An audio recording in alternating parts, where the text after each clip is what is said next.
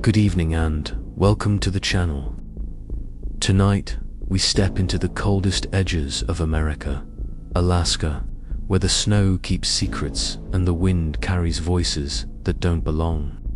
And that was 10 most disturbing true Alaska lost hiker stories. These aren't campfire tales, they're true stories of hikers, rangers, and travelers who vanished into the wilderness, leaving only echoes behind. 10 stories, each more disturbing than the last, pulled straight from frozen trails and search reports. Before we begin, make sure to subscribe, like the video, and tell me in the comments where you're watching from and what time it is right now, because Alaska doesn't forget footsteps. And sometimes the voices calling through the snow sound familiar. Sleep well. If the wind stays quiet tonight, this is your host, signing off until the next dark trail calls you back. Let's begin. If you dare. I have been a ranger in Denali National Park for 7 years. I know every switchback and ridge by heart, or at least I thought I did. The mountain teaches you respect early, the weather, the isolation, the silence. But it was last March when I started realizing something was different about the trails themselves. Like the land had stopped obeying the maps. At first, it was easy to explain away. Markers went missing after snowstorms. Bridges collapsed from thawing ice. We'd fix them, file reports, move on. But then the missing hikers started piling up. Most turned up, dazed, dehydrated, swearing they'd walked in circles for hours. Yet their GPS logs showed impossible routes, crisscrossing themselves like spiderwebs. One woman told me the trail moved under her feet, wrote it off as hypoxia. Then I saw it happen. It was the toe-clad ridge route, one I'd patrolled dozens of times. Late afternoon, no wind, no wildlife sounds, not even crows. That silence was the first wrong thing. The second was the smell, metallic, faintly sour, like old blood on iron. I kept walking anyway, chalking it up to animal decay under the ice. A mile in, I reached a fork that didn't exist on any map. 2 identical paths split from the ridge, both marked Tocolat Trail Gives. The same scratched letters, same bullet holes in the aluminum. It was uncanny, like someone copied the sign and planted it there just to mess with me. I checked my compass. The needle spun twice before settling northeast. I chose the left fork. The forest tightened as I went. The spruce grew closer together, almost aligned like ribs. The ground dipped and rose where it shouldn't. I kept glancing behind me to make sure I wasn't losing the trail. But the snow covered itself quickly. No footprints, no tire tracks, nothing. When I finally reached another junction, I stopped breathing for a second. It was the same fork, same trees, same signs. I even recognized my own boot scuff near the post. I thought maybe I'd turned without realizing. But my compass was now 40 degrees off. That's impossible out there unless there's magnetic interference, and Denali's soil doesn't have the minerals for that. I decided to test my sanity. I carved an X into the signpost with my knife and took the right fork this time. I walked fast. The light dimmed faster. The forest began to hum a low vibration, more felt than heard. Like the noise inside your skull when it's too quiet. An hour later, I came out into a clearing and froze. The X-marked post stood 5 feet ahead of me. I hadn't turned around. I knew I hadn't. The snow beneath it was untouched again. That's when the fear started sinking in, the kind that doesn't make you run, but makes you still. I tried the radio. Unit 7-2 base. Lost marker. Request position check. Static. Not the usual hiss. This was wet, almost organic, like breathing through a soaked cloth. I hit it again. The static answered. Not words, just a faint echo of my own breathing, half a second behind. I turned it off. With night closing in, I started marking trees, one every 20 paces. Big slashes down the bark. But when I turned to look back, There were no marks. The trees stood smooth and perfect, as if untouched. The forest shifted while I blinked. I swear it. The air thickened with cold, so heavy it pressed against my face. Then I saw a faint light through the trees. A cabin, half buried in snow. It shouldn't have been there. No ranger cabins were on this route, but I was freezing, and I needed shelter. The light flickered like a lantern behind a shutter. When I knocked, the glow went still, and from the other side of the door, in my exact voice, someone said, "You already came this way." The snow cracked under my boots as I stepped back. The air smelled sharp, electric. My flashlight shook in my hand. The beam, cutting through my own footprints, except there were more of them now, fresh ones, leading deeper into the dark. That's when I saw new footprints appear beside mine, moving forward. While I stood perfectly still, the footprints didn't belong to me. They were too deep, too crisp, pressed into the snow seconds after I'd stopped moving. They trailed ahead into the dark like a line of invitation. I didn't want to follow them. Every instinct screamed no, but standing still wasn't safe either. The silence had weight now. The forest felt close enough to touch my back. I told myself it had to be a trick of temperature, snow settling, light shifting. Lies I didn't believe, but needed. My flashlight's beams jittered with my pulse. I followed the prints, counting steps, whispering coordinates into my dead radio as if someone might hear. Toklat Ridge, unmarked fork, possible lost trail. My voice came back faintly, delayed half a breath. Toklat Ridge, unmarked fork. I stopped transmitting. The path wound through pines that grew impossibly straight. They all leaned the same direction, like bowing toward some unseen center. When the wind rose, it didn't sound like wind. It was layered, voices just out of hearing range. The longer I listened, the more certain I became they were saying my name. I reached a small clearing where the snow glowed faintly blue under the moonlight. My print stopped there. The others didn't. They continued across the clearing and into another trail I'd never seen before. Narrower, older. The snow compacted smooth as if hundreds had walked it before me. My map showed nothing. I needed bearings, so I pulled my GPS. The screen flickered once, then displayed a single coordinate, repeating over and over. 61.418 N, 150.749 W. It wasn't where I stood. That was 30 miles north. I reset the device, but it refused. The map zoomed itself until the coordinate filled the screen. Then the faint outline of a cabin appeared, the same one I'd left behind. I ran diagnostics, hit reboot, slapped the side of the unit like an old TV. It didn't matter. The GPS pinged again, showing a blinking dot labeled you. The dot moved without me, straight into the woods. That was when I realized I wasn't hearing one set of footsteps anymore. The crunches came from both sides, measured and slow, pacing me perfectly. I spun my light, left empty trees. Right, same. The snow beneath the beam looked freshly disturbed. Like something had just pressed down and lifted off. I called out, "Who's there?" My breath smoked into the dark. No echo. The forest swallowed it instantly. I waited. Then, from somewhere ahead, I heard my own voice answer. "Who's there?" Perfectly mirrored tone. Same cadence. My chest locked tight. I forced my legs to move, half running, half stumbling. The trees thickened, and the trail narrowed until the branches scraped both shoulders. At one point, my jacket snagged on bark, but when I turned to free it, there was no tree, just open space and the faint shimmer of air. Like heat above asphalt. When I blinked, I was back on the main path. My compass needle was spinning again. My breath came out in broken gasps.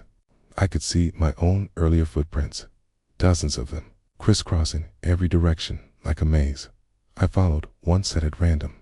It led to another clearing, smaller, bordered by leaning spruce. In the center was something half buried in snow, A signpost. I brushed it clean. It read, Toklat Trail gives. Same bullet holes, same scratches, same X carved into the metal. My knife mark. I was back again. I laughed, not because it was funny, but because it was too much. I tried Radio 1 last time. Static answered. Then, through it, a whisper. Keep moving. It remembers you if you stop. That voice wasn't mine this time. It was deeper, slower, as if dragged through ice. I dropped the radio and ran. The forest shifted around me, trees repositioning with each blink, closing in, funneling me forward. I didn't think. I just moved until the snow beneath me turned to packed dirt. And then, there it was again, the cabin. Only this time, the door was open, light spilling out like breath. Something inside moved, slow and deliberate, just beyond the threshold. When I stepped closer, the figure inside turned, and it was wearing my ranger uniform. Badge and all, the thing inside the cabin stood exactly like me. Same build, same height, same parka with the faded Denali NPS patch. I could even see the tear in the right sleeve from last year's bear encounter. The only difference was the way it moved, slow, deliberate, as if learning how joints were supposed to work. It tilted its head in perfect sync with mine. My first thought was cold delirium, snow blindness, anything that made sense. But as I lifted my flashlight, it raised its own hand in mirror motion, light beam meeting mine at the center. For a second, the two beams locked, forming a column between us. Then its light went out. I heard my own voice, my real one, echo from behind me. You shouldn't look at it. Spun around. Empty snow. The cabin's door creaked wider, windless. I could smell something inside, rot, and something metallic, like burnt coins. The lantern glow pulsed steady, almost like a heartbeat. I took one step toward it, then another. Inside, the air was warmer, thick with moisture. My boots sank slightly into the floorboards as if softened by rot. The walls were lined with maps, dozens of them, each hand-drawn and nailed unevenly. Every map showed the Toklat Ridge area, but none matched the real terrain. Trails twisted back into themselves, circling symbols I couldn't recognize. Spirals, mirrored arrows, words written backward. One map near the lantern had fresh ink on it. I stepped closer and froze. The line work wasn't static, it was shifting. The trail marks redrew themselves as I watched, thin black strokes crawling outward like veins. My name appeared at the top corner. Ranger David M., scratched deep enough to tear the paper. The thing standing in the corner moved. Its skin looked too smooth, almost waxed, face half-shadowed under my own hat. When I lifted my hand, it didn't mimic me anymore. It was watching, studying. The air hummed again, that low, bone vibrating sound. I whispered, "What are you?" It smiled, not with lips, but with everything beneath them. Skin stretched wrong, cheeks folding back as the jaw widened too far. My own teeth reflected the lantern light. The sound it made wasn't speech, more like a breath dragged backward. I stumbled out, knocking the lantern over. The flame spilled, but didn't go out. It followed, crawling along the boards like liquid fire. Outside, the forest was different again. The sky had gone faintly green, like aurora bleeding through clouds. My GPS was still in my hand, blinking. The coordinate had changed, 61.418 N, 150.749 W, the same as before. The same wrong place. Only now, the screen displayed another word beneath the coordinate. Return died behind me. The cabin door slammed. I ran. Every step landed in the same footprints as before, my own, looping endlessly. The forest pressed in, and with every turn, I passed the same X-marked signpost again and again.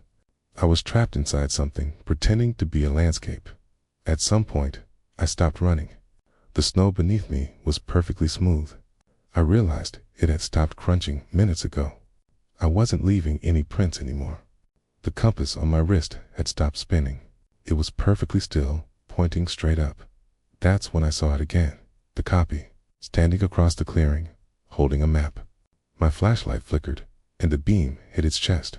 The map it held wasn't paper. It was leather, tanned, marked with black ink trails that moved faintly like veins. I knew what it was before I let myself think it. The texture wasn't leather. It was skin.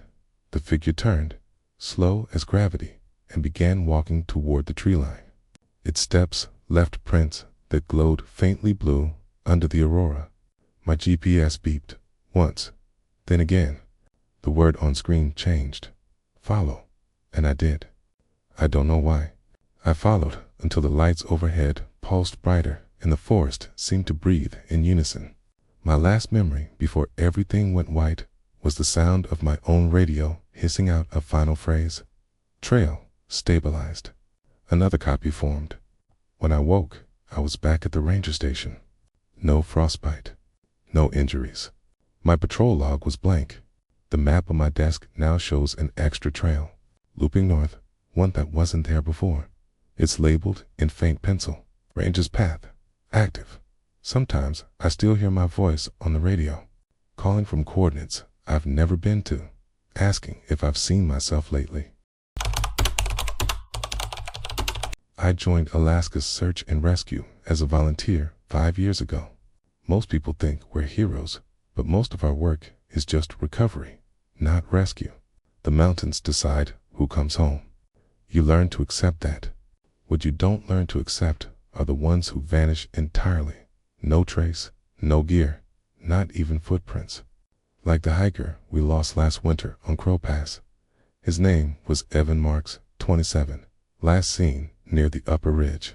His GPS tracker pinged once, then went dark. 2 days later, our team went up to find him. I carried a VHF radio tuned to the emergency band. It's routine. You keep it on in case someone sends a distress ping. Static is normal. Silence isn't. But halfway up the ridge, the static cut out completely at first. I thought my radio died, but the light still glowed green. Then I heard breathing. Not mine. Too slow, too steady. A man's voice broke through the channel. This is Evan Marks.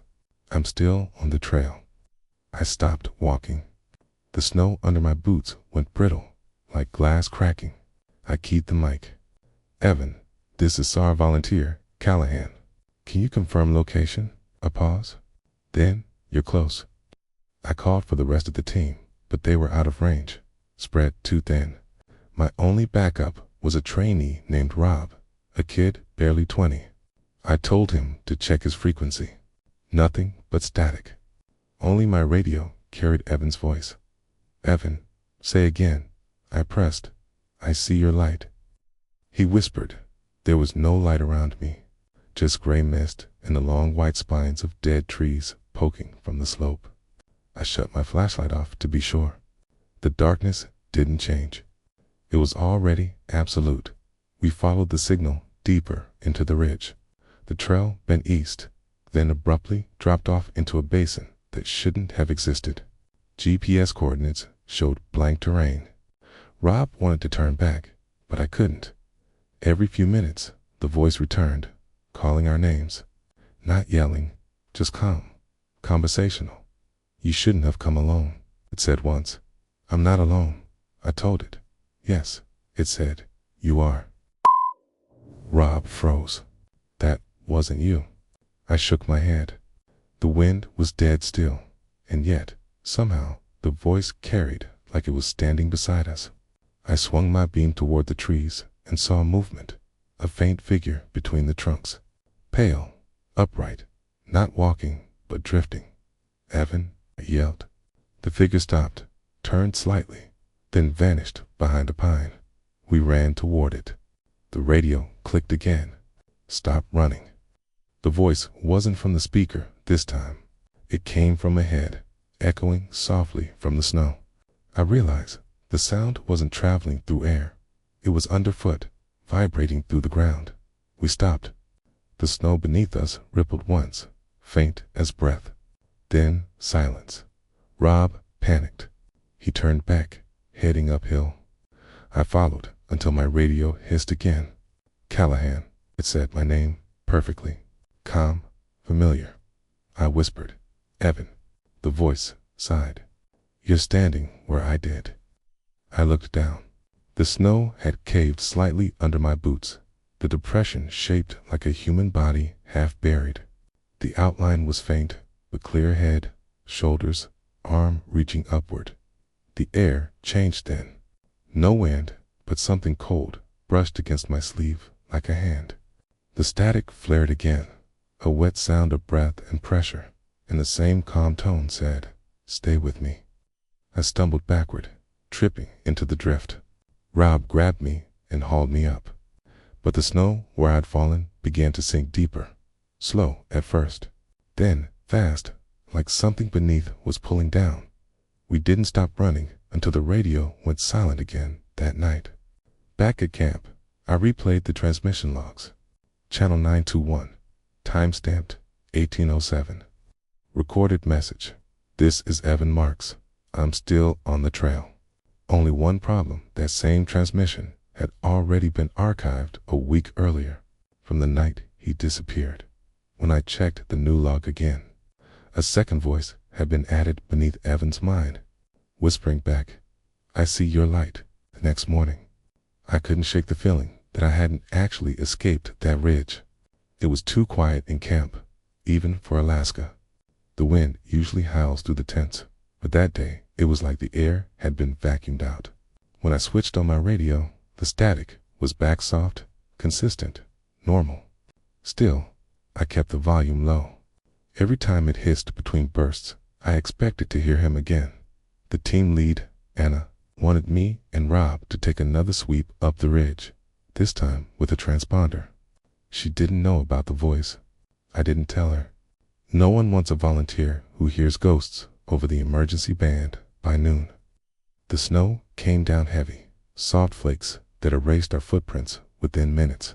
We followed GPS to the last recorded coordinate from the night before. It led us to a cluster of bare spruce on a steep incline. Rob's transponder blinked once, then died. We rebooted, switched batteries. Nothing. My handheld still worked, the green light pulsing steady, like it was waiting. Then it came again, faint, under the static. Callahan. Come in. Rob looked up. You hearing that? Yeah. My voice cracked more than I meant. Keep recording. K. Evan Marks. This is Sarah Volunteer Callahan, I said into the mic. We're tracking your signal. Can you confirm your position? A pause. Then, you're close. Don't stop. I glanced at Rob, who mouthed, It's live. We moved carefully downhill. The snow changed textureless powder, more packed, like it had been disturbed repeatedly. I checked the time. 14:02. We'd only been walking 40 minutes. But my watch showed we'd gained altitude instead of losing it. That wasn't possible. Evan, are you moving? I asked. Static hissed. Then the voice answered, trying to. I swear I heard something else under his words. Second layer, faint but distinct.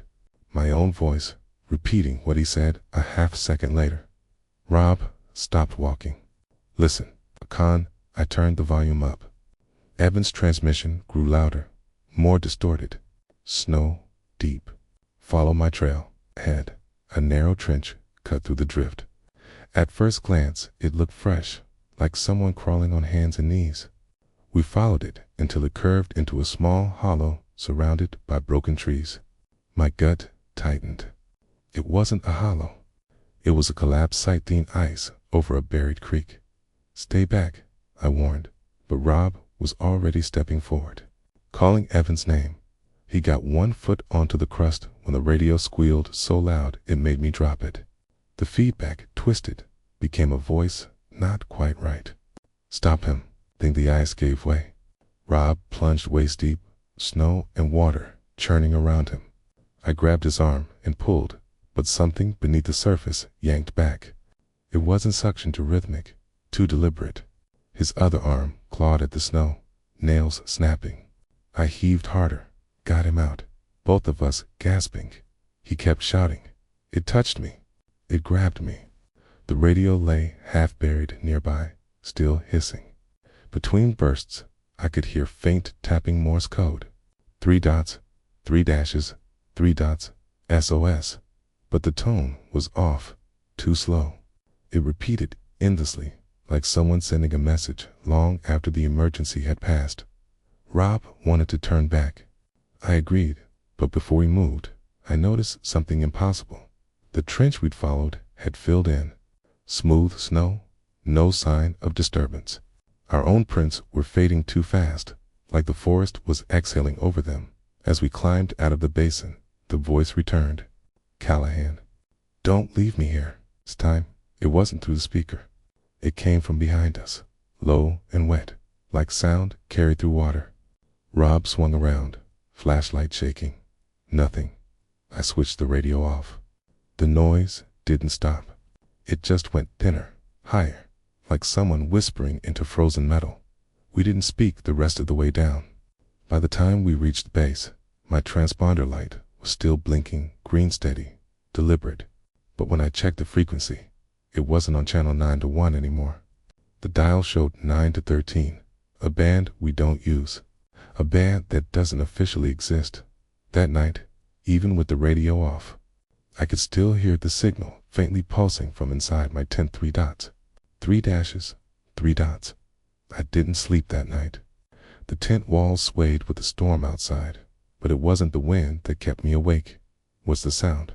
Every few seconds, that faint beep, beep, beep, came from the radio bag. I'd turned the power off, even pulled the battery. But the light on the dial still pulsed green in the dark dot by morning. The storm had blown out, leaving a sky like raw glass. The rest of the team was breaking down camp. I told Anna the signal hadn't stopped. She laughed at off-solar interference. Maybe. But when I asked if anyone else had heard transmissions overnight, her face tightened. Static only, she said. No voice. We split into small teams again. Rob stayed back to recover after the creek incident. I headed up alone with the thermal scanner and the same dead radio stupid. I know, but part of me needed to know if it would start talking again. It did.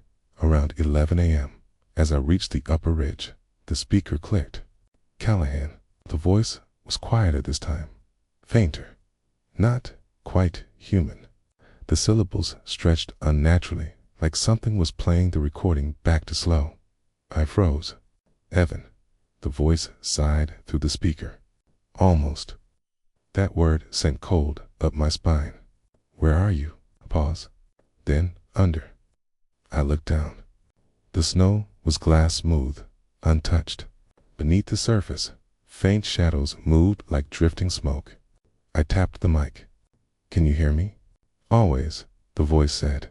I started marking coordinates, trying to stay rational, but the GPS screen jittered. It no longer showed the ridge, just an empty field of white. At the center, a blinking dot labeled you slowly sank downward. I knelt, pressed a gloved hand to the snow. Vibrations, a steady pulse, deep below, rhythmic like breath. Then a muffled sound rose up, a voice, trying to speak through solid ice. It was Rob. Help. Me, under. My stomach twisted. Rob was back at camp. I knew that. I keyed the mic. Rob, check in. No answer. Then another voice, identical to his, replied. Already did. That was when I realized something else. The voice didn't have background noise. No wind, no static, no distortion. It was too clean, like it wasn't traveling through air at all. I turned to head back, but the trail behind me was gone. The ridge had rearranged itself, the slope curving inward like a bowl. I was surrounded. The radio clicked again. Stay, it said in Evan's voice. It's warmer down here. The ground shifted. Not dramatically, just a subtle sinking, as if the snow under me had turned liquid for a moment. My boots started to dip. I yanked free and stumbled backward. The snow where I'd stood bulged upward like something was pressing from below. Then it cracked. A hand broke through. Pale, gray. Fingertips split and frozen. It reached toward me, not wildly, but steady, purposeful. I stumbled away as another arm followed, and then a head half encased in ice, mouth moving in silence. I saw the ranger badge on its coat pocket. My name? I ran. The radio screamed feedback so sharp it cut through the wind. Through it came that doubled voice, again Evan and me together. You're still on the trail.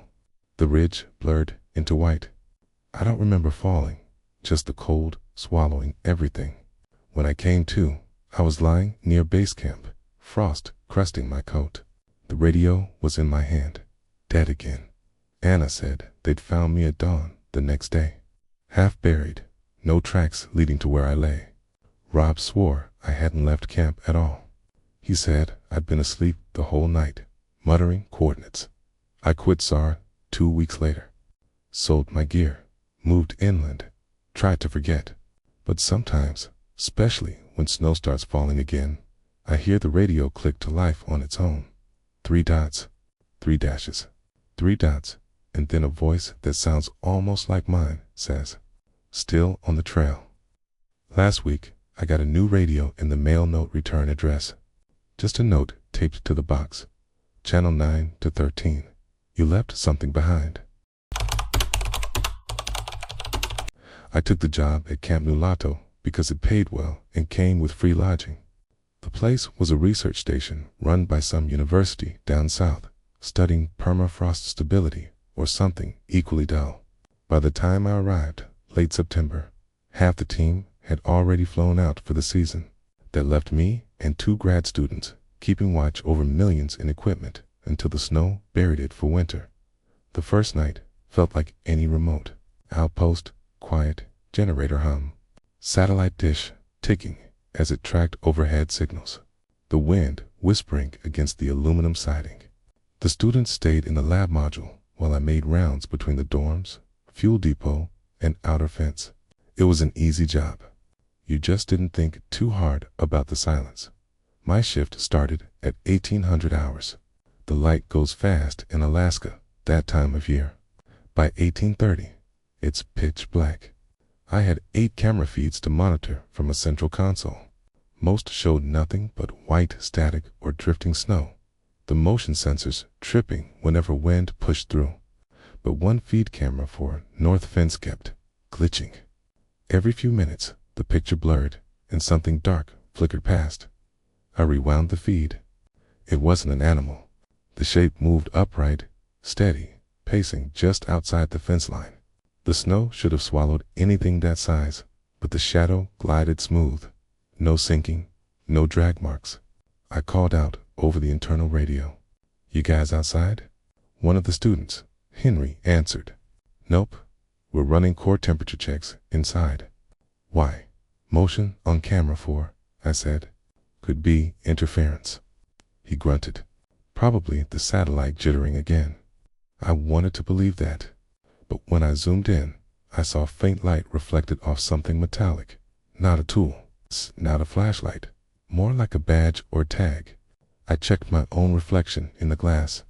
My ID badge hung at the same height. The wind picked up, howling against the roof. I made another perimeter round, snow squeaking under my boots, flashlight slicing through flakes. The fence stretched half a mile each way, marking the boundary between our camp and miles of tundra nothingness. No footprints, but mine. When I reached the north camera post, found the power cable frozen stiff, the box covered in frost. The feed light flickered irregularly. I brushed snow off the lens and pointed my flashlight outward. The tundra stared back blankly, flat white under an aurora smear. I felt stupid, standing there like a scarecrow in neon green light. Then I noticed something subtle. The wire running from the camera pole into the snow had been disturbed. I knelt, brushed the powder aside. Underneath, a glove. Standard issue, same as mine. I checked my belt, both gloves accounted for. This one had a name written inside the wristband in faded Sharpie. G. Harper. I didn't know that name. Back at the console, I scrolled through the staff registry. No Harper, no G, no one close. Still, when I switched back to the live feed, camera 4's image had changed. Someone was standing at the fence again. Not walking, standing.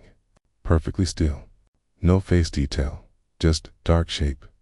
Head tilted slightly, like listening. The timestamp blinked red, meaning the motion sensor was tripped. I grabbed the mic. Identify yourself. This area is restricted research property. The figure didn't move. Then the audio feedback crackled softly through the console speaker. Not static, but breathing. Shallow, steady, matching the rhythm of my own. I turned off the feed. When I turned it back on a few seconds later, the screen showed nothing but my empty chair, reflected from a different angle, as though another camera had been placed behind me. The students were still in the lab. No one else was assigned to security. When I looked up from the monitor, my reflection in the dark glass wall didn't move. It just kept staring. Even after I turned away, the reflection in the monitor glass still bothers me. I keep replaying that moment, the faint outline of myself sitting in the chair. Head tilted slightly wrong, still watching long after I moved. I told myself fatigue was playing tricks. You can't pull 12-hour night shifts under perpetual darkness without the brain starting to slip. But the human eye knows when it's being watched. And I felt that weight on me the rest of the night. At 0300, another alert pinged. Camera 2, Western Fuel Depot. Same glitch, pattern, static distortion, quick motion. I pulled up the feed. A figure walked between the storage drums, but the image jittered too much to see detail. I grabbed my flashlight and headed out before my nerves could talk me down. Outside, the air cut like glass. The wind was gone completely, replaced by a heavy stillness that made sound travel strange. Muffled one moment, too sharp the next. I passed the fuel tanks. No footprints except my own. No figure. But the smell hit me then.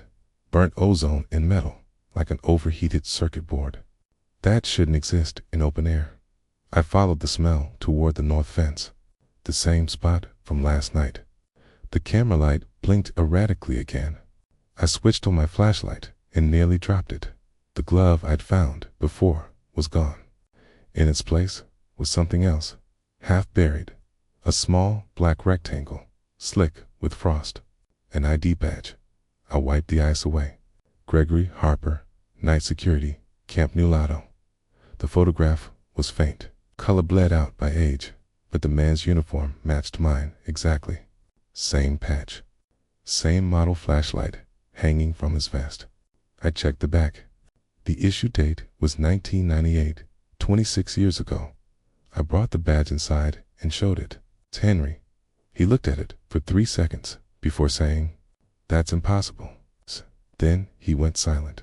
Staring at the screen behind me, camera 4 had gone live on its own. The figure was back at the fence. Same distance. Same still posture. Only this time, faint red light shone from its chest, exactly where my ID badge hung. The timestamp on the feed read 2:47. Even though it was 3:21 on every other camera, Henry leaned close to the monitor. What if that's he didn't finish?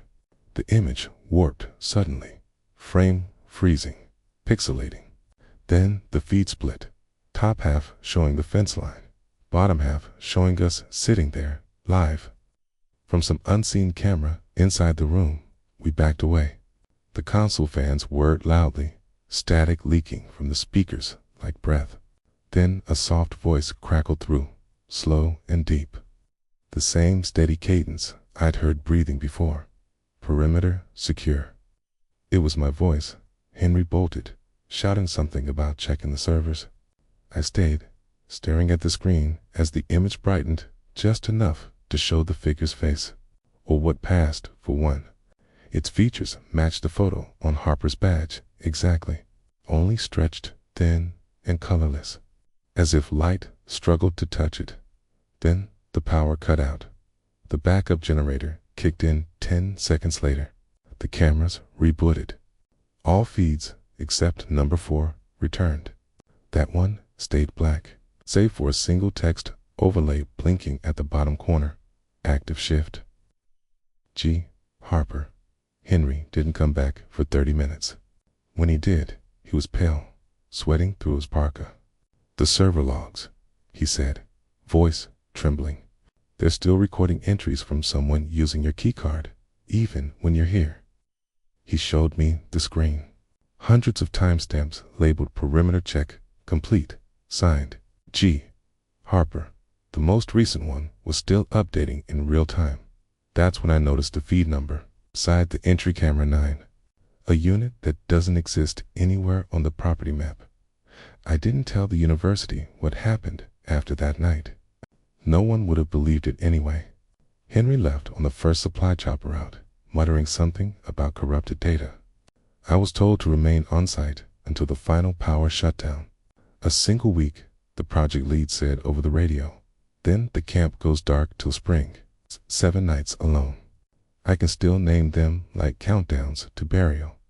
The first 2 nights were quiet, almost normal. I stopped checking the cameras, relying on flashlight patrols instead. But every time I passed the north fence, I'd find the same prints in the snow mine, leading away from camp when I hadn't left the perimeter. I started sleeping with my boots on, rifle by the cot. By the 3rd night, the badge reappeared. It was lying on the console, dry and clean, though I'd locked it in the supply chest. The photo had changed. The man's face looked sharper now, newer. My own badge was missing from my uniform. That same hour, the generator began cycling off randomly, plunging camp into silence for minutes at a time. When the lights came back, the camera feeds would flicker on one by one. Camera 1, clear. Camera 2, clear. Camera 3, clear. Camera 4, static. Camera 9, online, no station at a 9th camera. But there it was, a live feed, timestamped, showing the security cabin from behind my chair. I turned slowly. Empty room. Only my shadow stretching against the far wall. Yet on the monitor, I wasn't alone. Someone stood just behind me, barely out of frame, a shape in identical uniform. Head tilted the same as the figure from the fence. I blinked once, twice, and the figure leaned closer on screen, like it knew I was watching. I yanked the plug from the console. The image didn't vanish. It stayed on the dark glass, burned into the reflection. That was when the sound started, the rhythmic tapping of boots on metal, pacing along the corridor outside. I opened the door. Empty hall. Snow dusted in from the seams, carried by air that felt colder than it should. Still, I could hear it circling the module, deliberate steps passing each window in perfect intervals. I moved to the radio. "Base, this is Nulata Watch, requesting status confirmation." The reply came immediately, my own voice. "Perimeter secure." Continuing final shift. I froze. The sound wasn't playback. It was live, matching my breathing. The overhead lights dimmed to a dull amber. From the north window, faint movement, a figure crossing the snow toward camp. Slow, steady. I caught the glint of a badge at its chest. I raised my flashlight, hand shaking, and saw my name stitched across its jacket. M. Calloway. I locked the door. My breath came fast and loud. The radio clicked again. Shift complete. Prepare for handover. Outside, the footsteps stopped.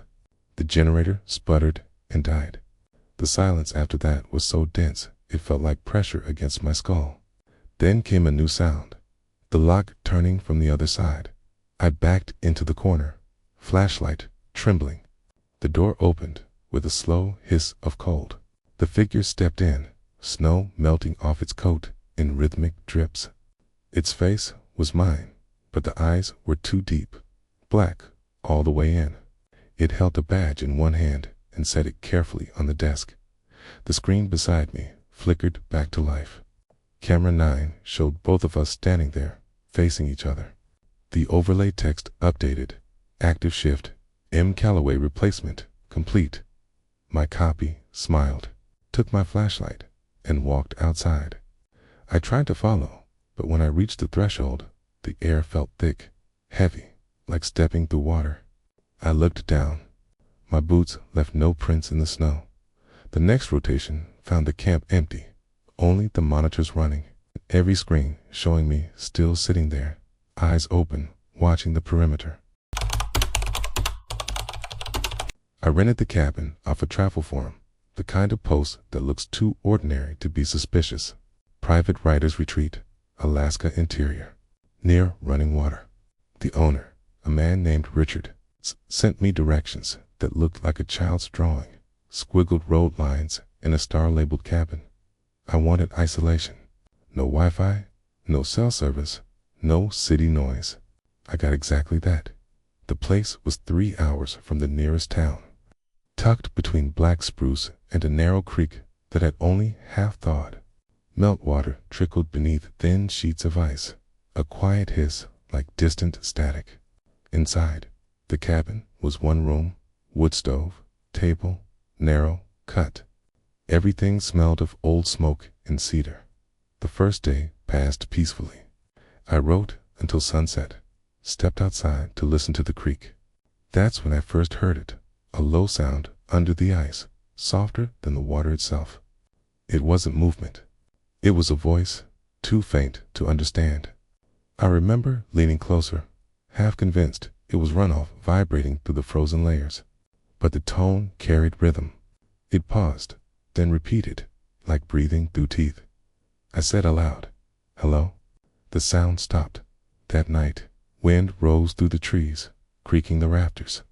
I told myself the cabin would settle. But even under the groan of wood, I could still hear faint whispering, almost words, always coming from outside, near the creek. By morning, I decided to check. The temperature hovered near freezing. Fog hung low, hugging the snow. The creek ran slow, dark water sliding beneath veined ice. I knelt near a crack to listen. There, a voice again, clearer now, layered by echoes. It said something close to down here. The rational part of me wanted to blame resonance. Sound does strange things when water's half frozen. I recorded it on my phone, but playback gave nothing, just silence. When I pressed my ear back to the ice, the whisper returned instantly. I followed the creek upstream, the sound drifting with me, faint but consistent. The further I walked, the more the trees bent inward, their trunks warped by frost. After half a mile, I found another structure, smaller, older, half collapsed. An outhouse, maybe. Its roof had fallen, and inside, the ground had caved into a shallow pit filled with ice water. Something dark floated beneath the surface, a shape that could have been wood or hair. I backed away, the crunch of snow too loud in the stillness. The whispering rose louder for the first time, threading into words that chilled me. Not yet. I ran back to the cabin, slammed the door, lit the stove, even though the day wasn't that cold. The fire cracked too fast, too hot, as if the air inside wanted it to burn by nightfall.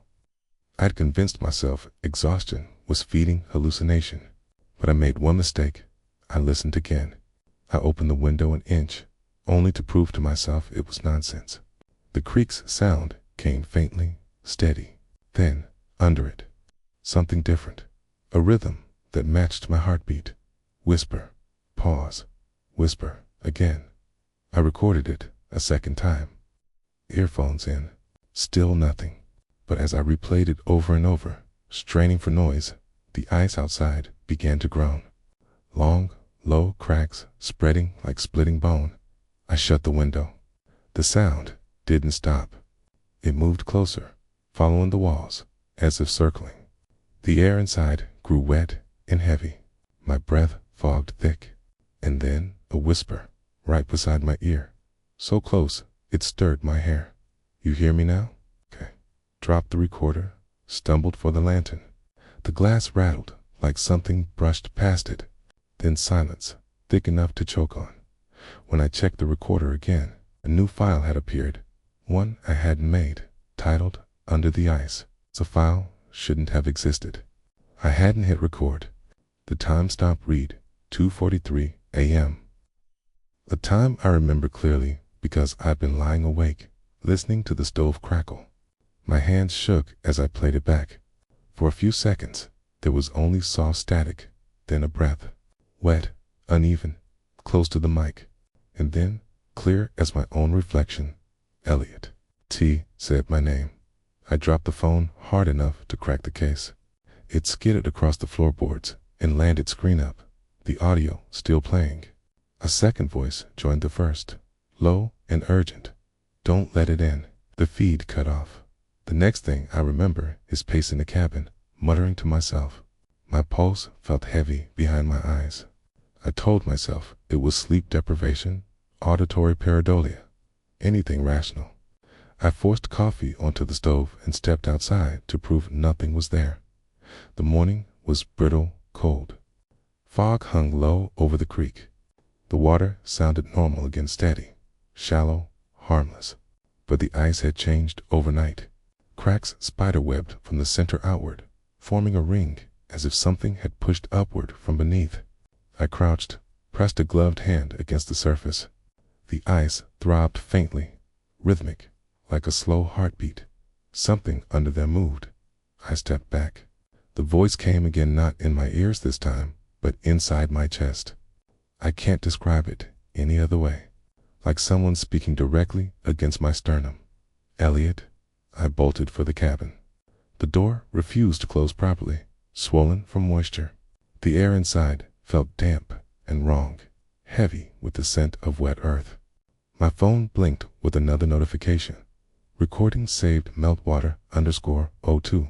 I hadn't touched it. I unplugged the battery, shoved the phone in a drawer, and lit the stove again. The flames flickered green for a split second before turning normal. My ears rang. When I looked up, condensation streaked the window pane, words drawn in from the outside. Let me speak. I grabbed my notebook, trying to distract myself with writing. But every time I looked down, the edges of the paper shimmered, faint ripples like reflections in water. I blinked them away. Then a knock. 3 slow, deliberate taps on the glass. I froze. The window was fogged, but I could see the outline of a hand pressed against it from the outside. Long fingers, too pale. I waited for it to vanish. It didn't. Instead, the voice returned, soft and level, from both sides of the glass. Please, I'm cold. It sounded almost human now. Not like a whisper, but like someone fighting to speak through thick water. I backed away, tripped over the stool, nearly fell into the stove. The hand slid downward, leaving a streak across the fog, then retreated. I didn't breathe until minutes later, when the world outside went still again. That night, I dreamed the cabin was submerged. Water pressed against the windows, dark and heavy. I could see faces floating outside, pale, open-eyed, mouths moving in slow phrases I couldn't hear. When I woke, the floor was damp. I touched the boards. They were slick with condensation, cold as ice. I checked my phone again, though I'd sworn not to. Another new file waited, meltwater_03. This one had no timestamp, just a single waveform looping endlessly. When I hit play, my own voice came out. I hear you now. Slammed the drawer shut, heart hammering. For the rest of the day, I sat with my back to the wall, stove burning too hot, afraid to look outside. But even through the roar of the fire, I could hear the faint hiss of water creeping beneath the ice. Carrying my name downstream that evening, the creek stopped flowing completely, but the whispering didn't. The creek froze solid overnight. No sound, no motion, just a sheet of white glass running past the cabin. When I stepped outside that morning, the silence hit like a physical force. Even the trees stopped moving. I remember crouching beside the frozen water and feeling that same vibration through my boots, faint, pulsing, like something alive trapped beneath. I told myself it was groundwater shifting. Rational thoughts are armor, even when you know they're useless. Back inside, the cabin air felt thicker than usual, humid, though the fire hadn't gone out. Every surface was slick with condensation, my notebook pages curling. The stove popped once, hard enough to rattle the door latch. Then came the voice again, low and hollow, rising through the wood planks beneath my feet. "Elliot." It was calm, patient. I shouted back before thinking, "What do you want?" The floorboards vibrated once, like an answer. Then, warmth. The sound wasn't just in the air anymore. It came through the walls, through the metal stove, through the pipes in the sink. I could hear it breathing, slow, uneven, as if the whole cabin had lungs. The whisper thickened until the windows fogged over completely. I grabbed my jacket and flashlight and stepped outside, desperate for air that didn't taste of iron. The sky had gone wrong. No clouds, no color, just gray stretching to every horizon. When I reached the creek, cracks spread under my weight. Water welled through, dark and slow. I thought I saw movement under the surface, hands pressed upward against the ice. Dozens of them, pale and fluid, fingers tapering into nothing. One palm broke through. Water spilled up around my boots. I fell backward, scrambling to crawl away. The thing below the ice shifted again, dragging itself closer to the hole. Not swimming, rising. I saw a face then, half-formed and shimmering like liquid glass. It mouthed my name, soundless. I ran. The cabin looked smaller than before, swallowed by fog. Inside, the air boiled with the noise my own voice coming from the radio, repeating words I hadn't said. "Don't let it in." The walls trembled. Frost crawled from the corners, spreading like veins. The window nearest the creek shattered inward, spraying ice shards across the table. Water poured through the frame, even though the creek was 20 feet away. It ran toward the stove, steaming as it touched the iron. I could see shapes inside its faces, distorted, whispering without mouths. I screamed into the void. "What are you?" The water froze mid-flow. Every drop hung in the air, glittering. Then the voice, clear, everywhere at once, answered, "Remember." The sound wasn't human anymore. It was layered, hundreds of tones woven together, like everyone who had ever spoken near that creek was speaking now. My body felt heavy, like something pulling from inside. My breath fogged, but I wasn't cold. I was drowning on dry air. The last thing I remember clearly was the floor giving way beneath me. I fell through ice, through darkness, through a place that sounded like running water and whispering teeth. When I woke, the fire was out. The cabin door was wide open. The creek flowed again, whispering quietly under fresh ice. I stumbled outside, numb, half expecting to see dawn. But there was no sun, just a dim gray glow dot in the distance. Near the bank, something lay half buried in frost. My phone. The screen glowed faintly. A single new file blinked at the top. Meltwater_04. I pressed play. The recording was brief, 10 seconds. myvoice.com/distant, saying, "It's warm down here." Okay. Then the creek whispered back, "Stay." Okay. When they found the cabin, weeks later, it was empty. My clothes, my notes, my recorder were all there. The stove was lit again, fire burning steady, though no one had touched it. And outside, the creek had frozen in perfect silence. No cracks, no current. Beneath the surface, something dark pressed faintly against the ice, as if trying to breathe.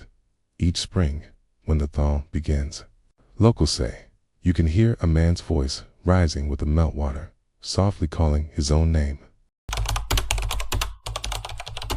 I've hiked all over Alaska, mostly solo, mostly stupidly.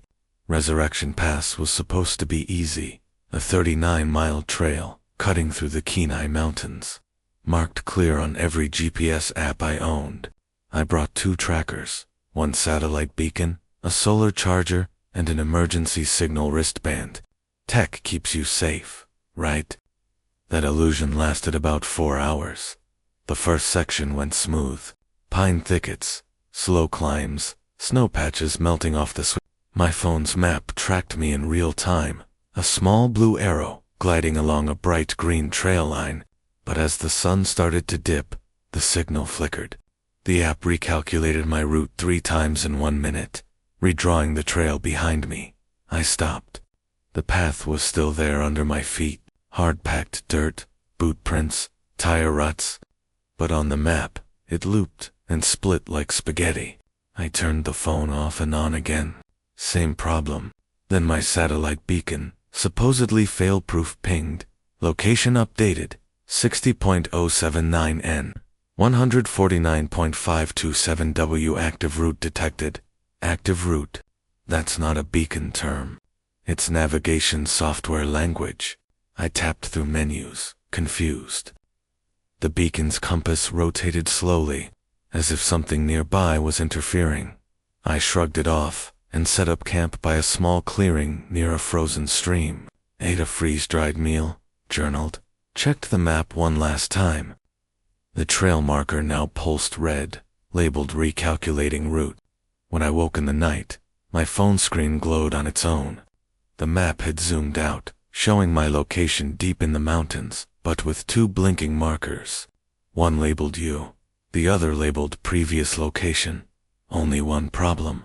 The previous point was moving. I thought I was still half asleep. I tapped it. The display showed distance decreasing. 0.8 miles. 0.6. 0.5. Outside, snow crunched softly. I turned off the screen, killed the lantern, and sat in darkness. The sound continued. Slow steps, circling the tent. I tried the beacon again.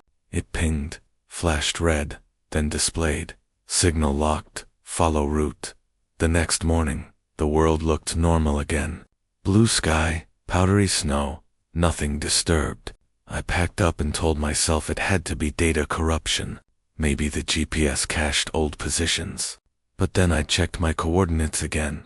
The beacon showed 2 overlapping signals at the same point. Current user plus secondary signal, verified match. I couldn't make sense of it. It was like my device had cloned me. I decided to hike north toward Juneau Creek, just to get back on a familiar segment. As I walked, my phone recalculated every few minutes, always redirecting me slightly west, deeper into the forest. I ignored it until noon. Then it stopped rerouting entirely and flashed a new message. Arrived at destination. No destination was set. I looked around. I wasn't on the trail anymore. The trees grew closer together. The snow, darker somehow, like tinted glass. My breath came out in visible clouds, though the air didn't feel that cold. Then the beacon buzzed. Signal lost. Route saved for next user. I'd never seen that alert before. It wasn't part of the manual, I was sure. I tried to reboot the beacon, but the screen stayed frozen on that phrase. My phone battery, despite being full, dropped to 0 in seconds and died. The forest went completely silent. I turned back toward where I thought the trail had been. Nothing. Just snow and trees. No footprints. No path. And then, faintly, from somewhere behind me, my own recorded voice echoed from the beacon speaker, recalculating route. When I looked at the screen again, it showed a single blinking point, labeled in gray. Next user, incoming. I told myself it had to be malfunction, ghost signals, corrupted firmware, whatever excuse my tech brain could invent.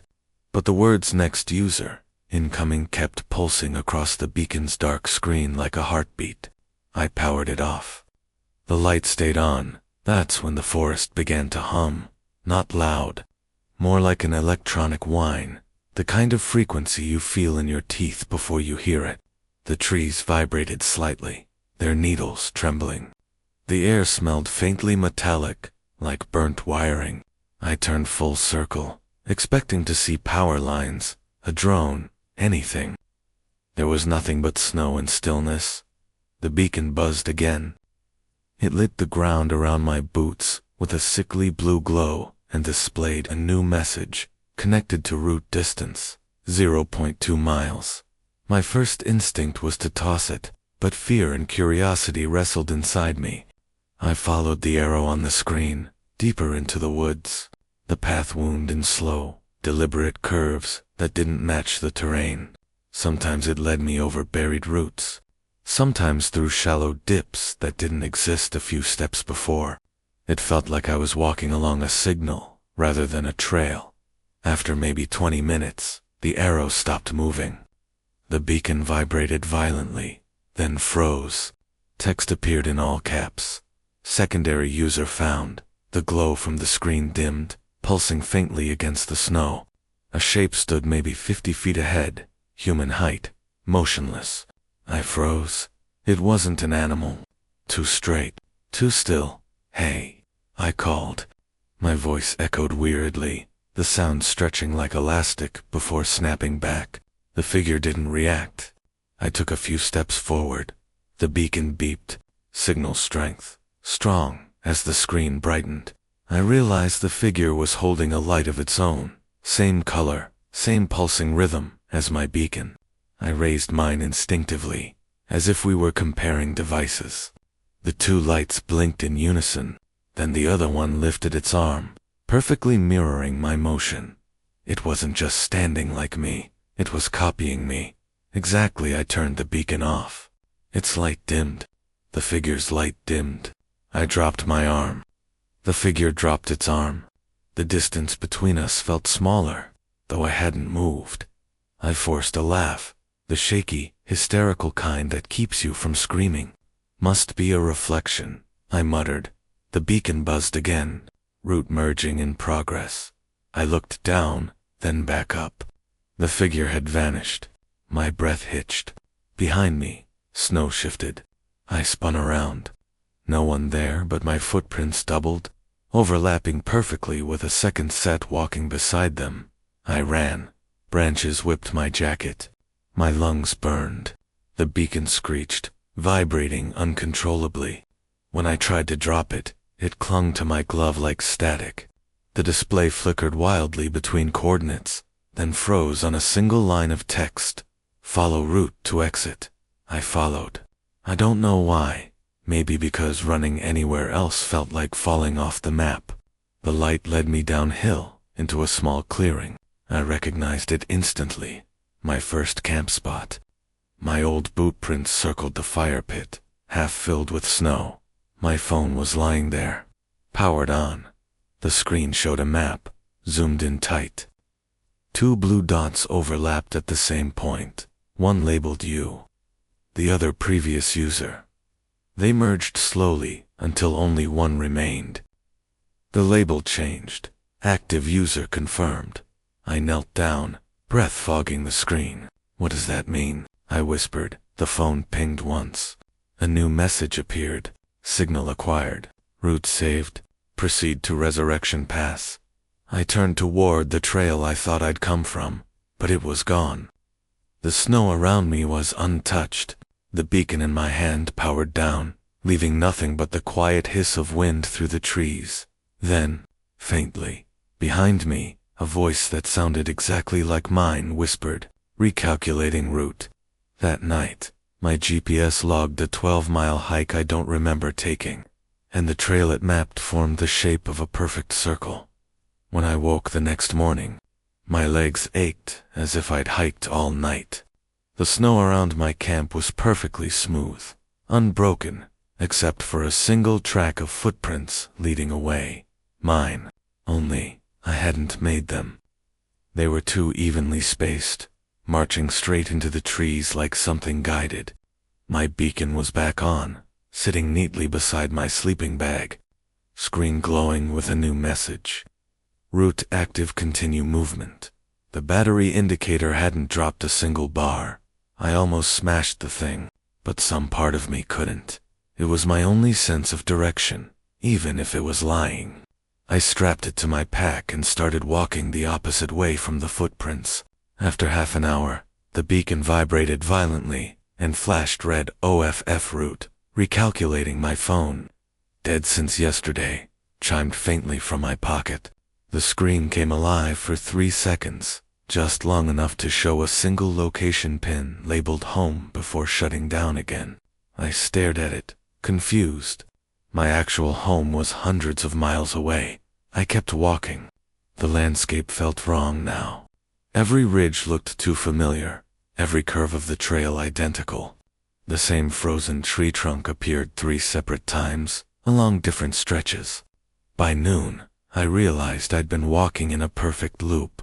I stopped, turned the beacon off completely, stuffed it deep in my bag, and tried following the sun instead. But after an hour, it began to flicker behind the clouds, disappearing, reappearing, always slightly out of position. The light itself looked digital, like bad video compression, flickering over the sky. When I pulled the beacon back out, the screen was already on, waiting for me. Destination, Resurrection Pass, ETA, unknown, I whispered. What do you want from me? The screen glitched, flickered, then typed by itself. Route requires maintenance. User data syncing. I dropped it. The snow hissed, as if something hot had touched it. My reflection flickered faintly in the display. Not exactly me. The eyes were wrong. The mouth was smiling. Panic took over. I ran, full speed through drifts, heart pounding. My ears filled with static, like I was inside a storm of white noise. Every few seconds, words formed inside that static, my own voice, muttering navigation commands. Turn left, recalculating route, proceed to next way. Then, ahead through the fog, I saw movement, another hiker. Relief hit me like oxygen. I called out, "Hey, wait." He stopped, slowly turned. It was me. Not similar, identical. Same jacket, same torn glove, same beacon clipped to the strap. He raised a hand. Mirror ticked. I froze. My beacon buzzed, showing 2 user signals converging. Merge complete. The copy smiled faintly, tilted his head, and walked backward into the fog. Each step he took, my own beacon pulsed in rhythm. The snow under my feet softened, pulling me down inch by inch, as if the ground itself wanted to trade places. I tore off the beacon and threw it as far as I could. It vanished into the white without a sound, but even with it gone, a thin blue light remained glowing from my wrist, from beneath my skin. The voice came again, calm, automated, signal acquired, new route established. When I looked around, the trail markers had returned, stretching neatly in both directions. My compass needle spun, then stopped. North and south now pointed the same way. I walked for hours, maybe days. Every clearing looked the same. Every turn led me back to my own boot prints. When they found my phone months later, it was sitting on a rock near the trailhead, battery still at 82%. The last recorded data showed constant movement in perfect circles, a route that never stopped updating, still syncing to an active user. Some nights, new hikers report their GPS saying the same thing mine did, route active, next user acquired. Working at a remote Alaskan trailhead in autumn isn't glamorous. You sit in a small wooden booth with a logbook, a radio, and a single dim bulb that hums louder than most people talk. My job was to check in hikers before they entered the old Bear Creek route, record their names, times, and expected return dates. That's all.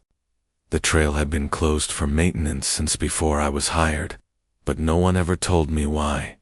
Officially, I wasn't supposed to let anyone through. Unofficially, people still came. Locals, mostly, convinced the closure was government overreach or superstition. I'd see them park their trucks, bundle up, and wander up the path after dark. I'd warned them once, never twice. It started on a Thursday. The sky was the color of steel, snow flurries drifting sideways. I was logging my final round before shutting down for the night when a group of 3 hikers arrived, 2 men and a woman, mid-30s, wearing expensive winter gear. They said they'd cleared it with the Rangers. I hadn't heard a word about clearance, but they showed me a printed form stamped approved. The thing is, the form template was old, a version phased out 5 years ago. The top still said Department of Forestry, Anchorage office, and that division doesn't exist anymore. I hesitated, then signed them in anyway.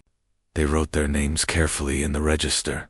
Harlan Drew, 10/12, 846, Margaret Drew, 10/12, 846 Samuel Pike, 10/12, 846. Something about the handwriting unnerved me. It looked aged thin ink, faintly smudged, like it had already sat for years. They smiled, thanked me, and walked into the trees. I remember the faint crunch of snow under their boots, rhythmic and even, until the sound faded. That night, I was locking up when the radio buzzed. A man's voice came through, low and static-filled. 3 hikers heading north. Did they check in? Yeah, I answered. A group of 3, earlier today. Silence. Then, what were the names? I read them off. The voice crackled again. Repeat the date, please. October 12th. Another pause. Then, very quietly, that can't be right. Before I could ask why, the radio died completely. I figured the Rangers were just messing with me. Board night crew humor. But when I checked the logbook again before turning out the light, I noticed the ink from their names had bled slightly across the paper, not from water, but from age. It looked like a 30-year-old entry. The next morning, a snowplow driver stopped by to warm up. I told him about the hikers. He went pale. You're joking. What? Those names? Harlan and Margaret Drew. They went missing up there. Long time ago. He dug through his phone and pulled up an old news clipping. Black and white photo. 3 smiling faces in front of the Bear Creek sign. The article headline read, 3 local campers missing after trail flood. 1993. I flipped open the logbook again, heart pounding. The ink had darkened overnight. The date beside their names no longer said 10/12, 846. It said the 12th of October 1993, 846. I ran my fingers down the entry. The paper felt cold. Too cold. The wind outside picked up, carrying faint sounds, footsteps crunching snow. I stepped to the door and saw 3 silhouettes at the base of the trail. Standing still in the gray light, they waved at me, smiling, as if waiting for permission to sign in. When I blinked, the booth's lamp flickered on. The logbook flipped open on its own, showing a fresh blank line under their names, waiting for mine. I didn't touch the logbook again that night. I just stared at that empty line beneath the Drews' names, my breath fogging the cabin window. Outside, the snow fell slower, heavier, like it didn't want to reach the ground.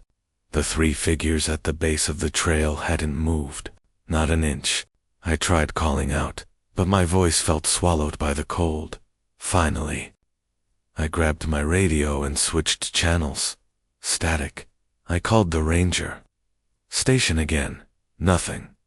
The battery indicator glowed green, but no sound came through. Then, faintly, a whisper slid between the static like, someone speaking too close to the mic. Check them out. The radio cut off. I turned back toward the window. The figures were gone. I swear, I only looked away for seconds. I checked the snow by the trail, no tracks leading off. No movement at all. It was as if the storm erased them mid-step. I shut the blinds, stoked the tiny heater, and tried to convince myself exhaustion was playing tricks. But when I looked down, the logbook was open again. The pages had flipped themselves without a draft. The Drews' signatures shimmered faintly in the lamplight, ink almost wet again. Below, the blank line now bore a faint imprint, like someone had pressed a pen into the page without writing ink. It spelled M. Keller, my name. The heater sputtered out. I swore under my breath and went outside to the generator. The forest was dead silent. No wind, no wildlife. just the constant, low pulse of falling snow. I fixed the generator, pulled the cord, and the engine coughed to life. When I turned back toward the booth, the door was open. I hadn't left it that way. My flashlight caught movement inside. I stepped in cautiously, heart pounding, expecting an animal. Instead, the light reflected off something metallic on the floor. An old keyring with a tarnished tag stamped Trail 7. It wasn't mine. I picked it up. The metal was ice cold, as if it had just been pulled from water. I looked at the wall, clock frozen at 8:46, same time as the Drews. Sinin. That's when I heard the footsteps again, but this time inside the cabin, behind me. I spun around. No one there. The air smelled faintly of wet pine and old smoke. I noticed the floor near the doorway had fresh prints, 3 pairs, melting slowly into the wood. My radio hissed again. A man's voice, distant but clear. Trails open. Send them through. I pressed the button, hands shaking. Who is this? Silence. Then, another voice, female, soft, close. We already did. The line went dead. I must have sat there for an hour, listening to the heater hum, waiting for dawn. But when I stepped outside, the sky hadn't changed. Still dark, still snowing. My watch read 2:13 a.m., but the horizon glowed faintly gold, as if sunrise was stuck behind the clouds and couldn't get through. The trail sign had changed. The red closed board was gone, replaced with a fresh green one. Bear Creek Trail open for entry. I turned back toward the booth, ready to grab my keys and drive out. But the lot was empty. My truck gone, tire tracks already filled by snow. Only one thing sat in its place. A laminated permit on the ground, dated October 12, 1993. Stamped approved for entry. The signature at the bottom was mine. I tore it in half and ran. The forest seemed to stretch forever, every direction the same. When I circled back out of instinct, I found myself at the booth again. The lamp inside glowed steady now, the logbook wide open. The blank line under my name was no longer blank. The time beside it read 8:46. I looked outside one last time and saw 3 new hikers waiting at the sign, smiling, each holding paperwork stamped with my signature. By dawn, if it was dawn, the snow had stopped. The air was too still, heavy like before a storm. I didn't remember falling asleep, but I woke slumped against the desk, the logbook still open under my hand. Only now, the page had filled itself. Names I didn't recognize stretched downward, one after another. All stamped approved by M. Keller. My signature repeated perfectly every time. Outside, the new hikers were gone. Their footprints led up the Bear Creek Trail and disappeared 50 yards in. I stared after them until the cold bit through my gloves. Then, I did what I should have done hours earlier. I radioed for extraction. The ranger station finally answered.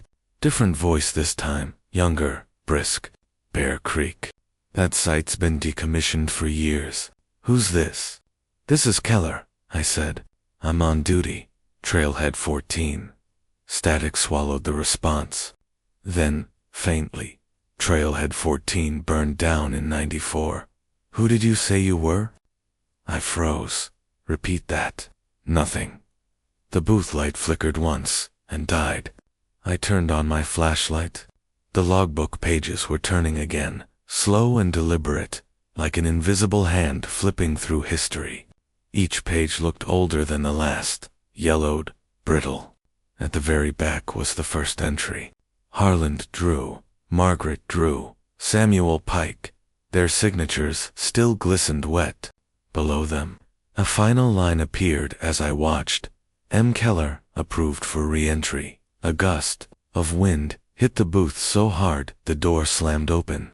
My flashlight beam caught something drifting through the air. Not snow, but paper. Dozens of old permits, weathered and stained, swirling around the trail sign like leaves. When they hit the ground, they didn't scatter. They arranged themselves neatly in a pile. I stepped outside. My name was on the top permit. The ink shimmered faintly under the gray light. The trail itself looked different now, wider, cleaner. The old fallen trees that had blocked it were gone. The footprints from the 3 hikers had vanished, and though the forest around me was silent, I could hear faint voices deeper in the druze, maybe calling softly, politely, for help. Something inside me wanted to follow. Not curiosity exactly, more like recognition. I knew that sound. I'd heard it before, maybe in a dream or in some half-memory, buried under routine. The beacon at the trail start blinked green, reading open, active, cleared by M. Keller. I took 1 step forward. The air shifted warmer, the snow thinning into mist. My breath no longer fogged. The forest ahead glowed faint gold, as if the sun had finally broken through. Then my radio crackled again. Same voice from earlier, urgent now. If anyone's still at Bear Creek, do not enter the trail. Repeat, do not enter. We're closing the site permanently. Anyone there isn't supposed to be. I hesitated, 1 boot on the dirt, 1 on the snow. The line went quiet. Then, a different voice came through, calm, soft, familiar. My own, already did. The warmth vanished. The forest dimmed back to gray. I turned and ran for the parking lot, but the booth wasn't there anymore.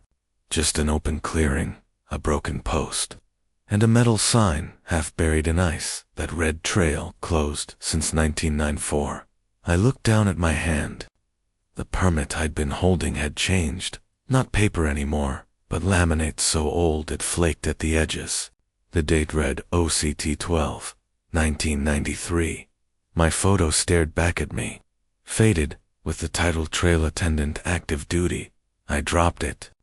The wind rose again, blowing through the trees, carrying faint laughter and boot crunches up the hill. The trail sign creaked as it turned in the breeze. New letters had etched themselves across the top. Line in frost, reopened by M. Keller. The radio on my hip whispered softly, barely audible beneath the static. 3 more coming up the trail. Be ready to check them in. And for a reason I can't explain, I sat back at the desk that wasn't there, picked up the pen that wasn't in my hand, and waited for them to arrive. The blizzard came faster than forecast. By the time we realized how bad it was, we were already halfway up the Ridge 3 climbers, all roped together, visibility dropping from a mile to 30 feet in less than an hour. It wasn't my first whiteout, but something about this one felt wrong. The wind didn't howl. It hummed, a deep vibration that rattled through my chest like being too close to a power line. We had left the last marked base an hour earlier, planning to hit Camp 8 before nightfall. When the storm closed in, everything blurred into one endless wall of white. No horizon, no shadows, no sky, just infinite blankness pressing in from every direction. Compass reading. I yelled to Nolan, the youngest of us. He checked, frowned. It's spinning. I tried my own. Same. The needle twitched aimlessly, like a trapped insect. GPS failed, no signal, no coordinates, just a gray screen. The ridge had swallowed us. We followed the rope line in silence, moving by feel. The snow came so thick, it erased our own footprints in seconds. I remember thinking how easy it would be for the world to lose Usha, maybe it already had. Then the rope went slack. I turned to see Nolan standing perfectly still, head tilted toward something to our right. "Do you hear that?" he shouted. At first I didn't. Then I did. A steady, rhythmic creak, faint under the wind. It sounded mechanical, like an old sign swaying back and forth. Out here, there shouldn't have been anything mechanical. We moved toward the sound, slow and cautious, ice axes probing each step. Through the haze, a dark shape formed, angular, rigid, like a structure. As we got closer, the wind died entirely. The silence after that was deafening. It was a cabin, small, built of heavy timber, half buried in snow. No ranger post existed up here, too far from the roots, too high for maintenance. The roof sagged under frost, and the door hung slightly open, shifting with that rhythmic creak we'd heard. I looked back at the others. We shelter here, just till it clears. Inside, the air was warmer than it should have been. The wood stove in the corner glowed faintly, though no fire burned inside. A lantern sat on the table, flames steady and yellow. Nolan muttered, "This isn't possible." We shut the door, grateful for the break from the storm. The cabin was sparsed, 2 cots, a table, and a map pinned to the far wall. It was a topographical chart of the ridge. Someone had marked several points along the trail in red ink. The final circle sat directly where we stood, labeled shelter. I traced the route with my glove. It was identical to ours.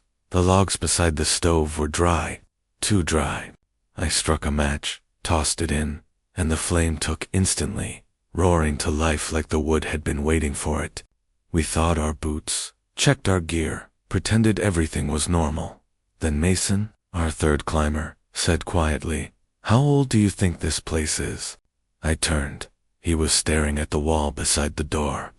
Carved into the timber were dozens of names and dates, stretching back decades. Near the bottom, fresh cuts read, M. Rains -10, 14ths, my name. Today's date. Nolan's face went pale. Did you do that?" "No." My throat went dry. "I didn't." He pointed. "Then why's it still wet?" Tiny droplets of meltwater ran down the carved letters, trailing toward the floor. Outside, the wind started again, but it sounded different this time, deeper, slower, like breathing through snow. When I looked back at the map, a new red line had appeared, one leading out of the cabin and ending where no trail should exist, labeled simply, home. We argued for half an hour about what to do. Mason wanted to wait the storm out. Nolan insisted we'd lost too much altitude already, that we should push upward to rejoin the ridge before it iced over completely. I just stared at the map. The new red line hadn't been there when we entered. I was sure of it. It wound away from the known route, ending in a small X-marked home. When I touched the map, the ink was warm. "Let's rest," I said finally. "We leave at first light." But morning never came. The storm outside didn't move, didn't fade. The sky stayed the same gray-white, no matter the hour. When my watch ticked past 18 hours, I realized the second's hand had stopped moving entirely. The fire hadn't burned down either. It just pulsed softly, steady as a heartbeat. At some point, Nolan tried the door. "We should check the gear," he said. He stepped outside. The wind swallowed him immediately. The door slammed shut. 10 seconds later, it opened again. He stood there, covered in snow, breathing hard. "I made it around the cabin," he said. "It's gone." "What?" Mason asked. Nolan pointed outside. "There's nothing there. Just more cabin, every direction." We looked. He was right. The doorway didn't open to open air anymore, opened to another wall of the same room, perfectly identical. Even the carved names repeated. "Same placement, same drip of water," Mason muttered. "We're trapped." The stove popped, flaring bright. The names on the wall shimmered, letters shifting slightly. One of them, Mem, Rains, darkened, as if freshly carved again. I forced myself to breathe, to think. It's disorientation, spatial looping. We've lost the horizon reference. But even as I said it, I knew that wasn't true. The compass needle in my hand was no longer spinning, it pointed straight up. I tried climbing onto the cot, holding it higher. The needle twitched harder, like a magnet pulled toward the ceiling. I followed its line to the rafters. There was something up there, carved faintly into the wood symbols. Circles within circles, glowing faintly when my flashlight hit them. The hum started again. Not wind this time. A vibration, low and steady, coming from above. The air shimmered, dust motes, hanging suspended like frozen sparks. Mason backed into the wall, muttering prayers under his breath. Nolan lifted the lantern, staring up at the ceiling. "It's open," he whispered. At first, I thought he meant a hatch. Then I saw it. The wood was bending inward, stretching like fabric, forming a shallow funnel that pulsed slightly with light. Not firelight, something colder. The air smelled ionized, like before lightning strikes. We should have run. We didn't. Some part of me wanted to see what was inside. The hum rose, becoming almost melodic. The map on the wall fluttered as if stirred by wind, and the ink shifted again, red lines multiplying like veins. One extended from shelter to the ceiling, ending where the funnel glowed brightest. Beside it, a new word formed in sharp letters, ascent. Then Nolan screamed. The lantern exploded in his hand, showering sparks. His shadow stretched impossibly tall, touching the ceiling.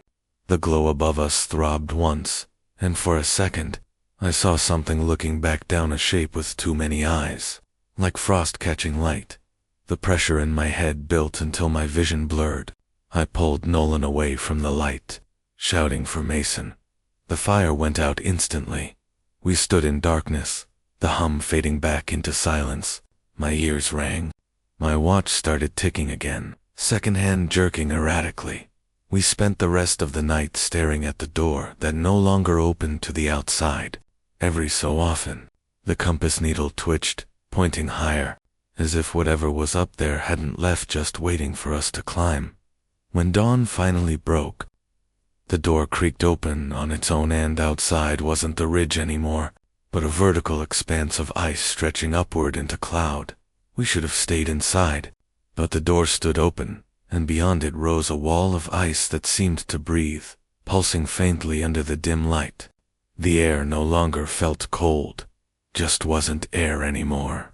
I stepped out first. The ground beneath my boots was solid, but my crampons didn't bite into it. They slid over it like polished glass. The rope between us hung slack, weightless. Nolan whispered, "Where's the sky?" There wasn't one.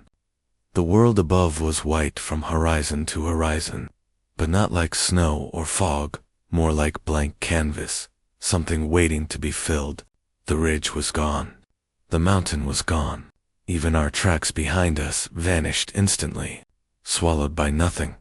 "We climb," I said, because doing nothing meant freezing in place, or worse, thinking too long about where we were. We roped up and started ascending. Every swing of my axe echoed too loudly, like the sound came before the strike. Mason muttered behind me, counting his steps over and over.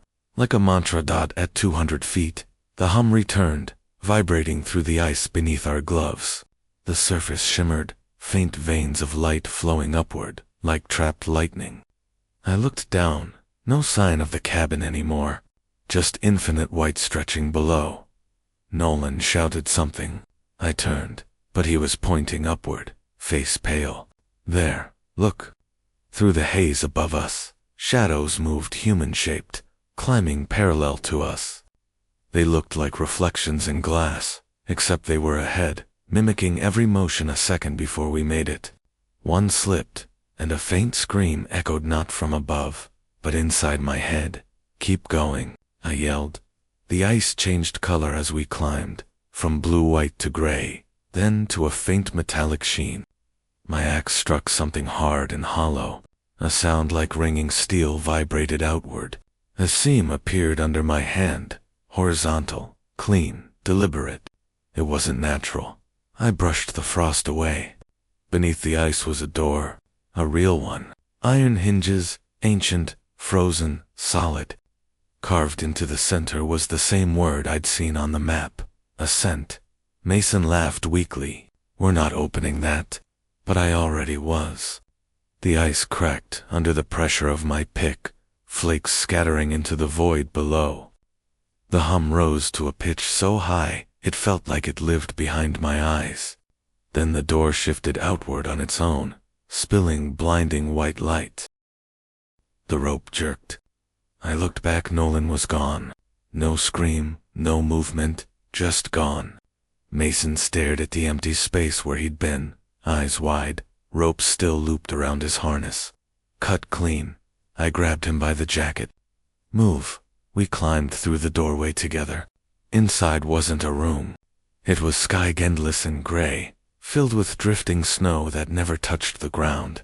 I turned to look back through the door and saw the cabin below, tiny, far beneath us, like a model. 3 figures moved inside. They looked just like us. Mason fell to his knees. "We're dead," he whispered. No, I didn't believe it. I couldn't. Then the light changed.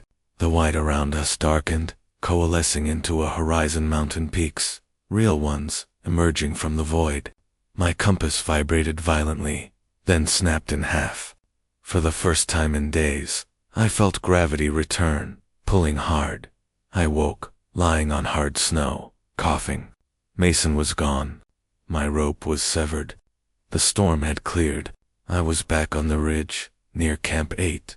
The cabin was nowhere to be seen. When rescuers found me 3 days later, they said the blizzard hadn't reached that elevation. The maps showed no structure anywhere near my coordinates. They didn't believe the story, but they couldn't explain the symbol burned into my ice axe. A perfect circle, with one word carved through it: ascent. I never climbed again. But sometimes, when the weather shifts and the horizon blurs, I can still hear the hum beneath the snow, like a low, patient reminder. It's still calling upward, and if I ever do climb again, it won't be to reach the summit, but to find the door and make sure it stays closed. We set out across the Harding ice field. In early February, 3 researchers, 1 snowmobile, and 2 weeks of supplies. I was the assistant, responsible for recording glacial conductivity readings, while the others collected core samples. Simple, repetitive work. Nothing supernatural about frozen water. But that was before the radio started answering itself. The first signal came on day 4. We'd camped on a flat expanse of unbroken ice, our tents arranged in a half circle around the generator. The sky that night was perfectly clear. So clear the stars looked frozen mid. I was logging readings from our conductivity probe when my satellite phone lit up. No bars, no messages. Just a single notification. Incoming transmission, delayed playback enabled. I thought it was a glitch. Then a voice came through, distorted but unmistakably mine. Day 5, it said. Generator failure. Don't move camp. The others laughed when I told them. Ben, our lead, said maybe the cold had scrambled the sim. But when morning came, the generator refused to start. The spark plug had cracked, clean in half. Day 5. Exactly. We salvaged what we could, rigged a backup heater, and stayed put. The next night, the phone blinked again, same alert, same static hiss. Only this time, the message was longer. Day 6. Ben goes out early. Don't follow. I didn't tell him.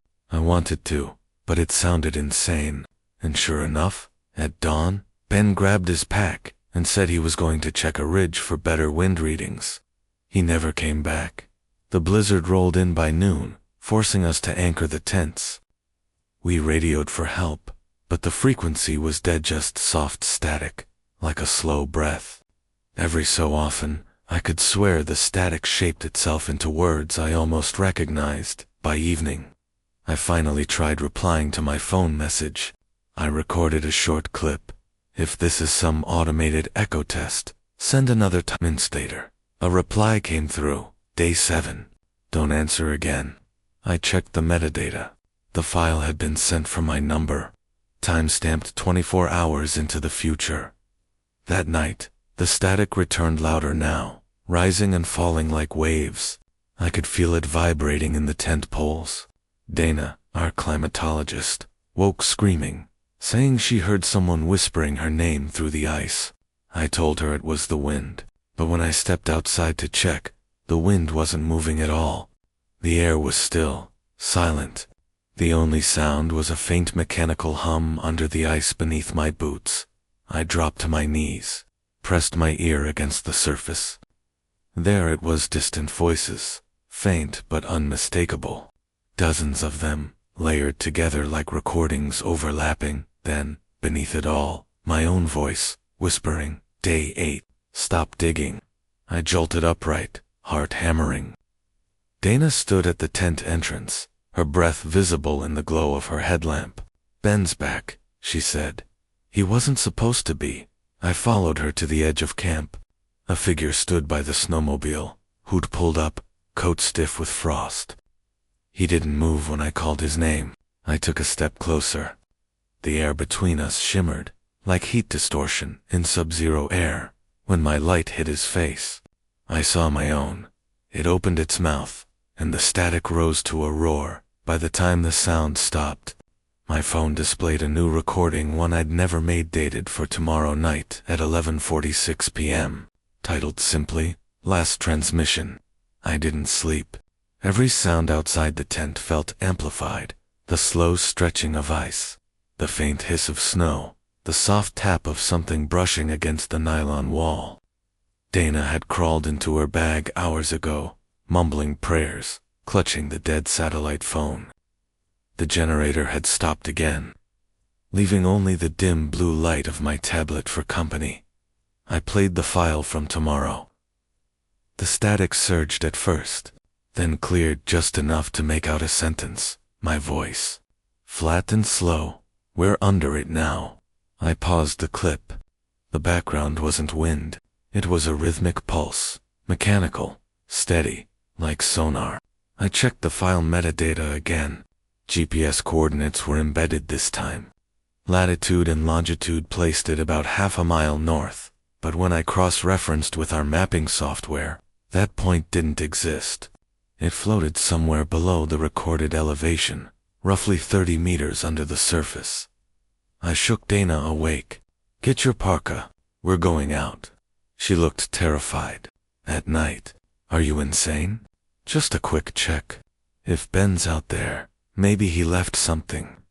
Her lips moved like she wanted to argue, but she followed. We geared up, clipped into a safety line, and trudged into the dark. The sky above the ice field glowed faintly green from aurora, but everything else was pitch black. The light from my headlamp barely reached 20 feet ahead. As we walked, the air started to buzz faintly, like holding a live wire an inch from your ear. My phone pinged. The same message again. "Incoming transmission, delayed playback enabled." I didn't open it. I couldn't. When we reached the coordinates, my compass went haywire, spinning so fast, the needle blurred. The snow there looked different, smoother, like glass. I kicked at it. The ice beneath was hollow. Dana whispered, "There's light under there."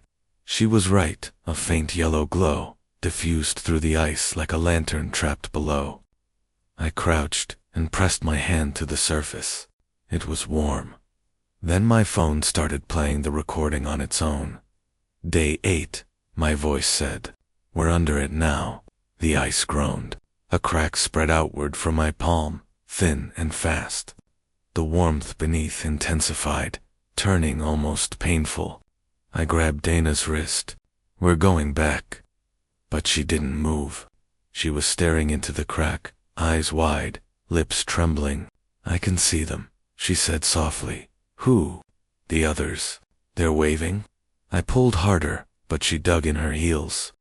The ice vibrated beneath us, the same humming resonance we'd heard before, growing louder, deeper, until it filled my chest. Then, abruptly, the sound cut out, replaced by absolute silence. Dana blinked once. "They said we're late." The ice shattered. I fell backward, scrambling, while she disappeared through the fissure. I screamed her name, but it echoed strangely, delayed, distorted. I threw myself to the edge and saw nothing below, just black water and faint points of light moving beneath it like stars. The hum started again. The water began to ripple, and faint shapes surfaced, not bodies, not quite reflections, faces, my own, repeated dozens of times, flickering like bad video feed. My phone buzzed in my pocket. Another file appeared. Day 9, coordinate update received. I opened it without thinking. My voice again. "Stop running." I turned to flee. But when I looked up, the camp wasn't there. The snowmobile, the tents gone. Only white horizon in every direction. My footprints trailed behind me a few yards before dissolving into static, pixelating into the air itself.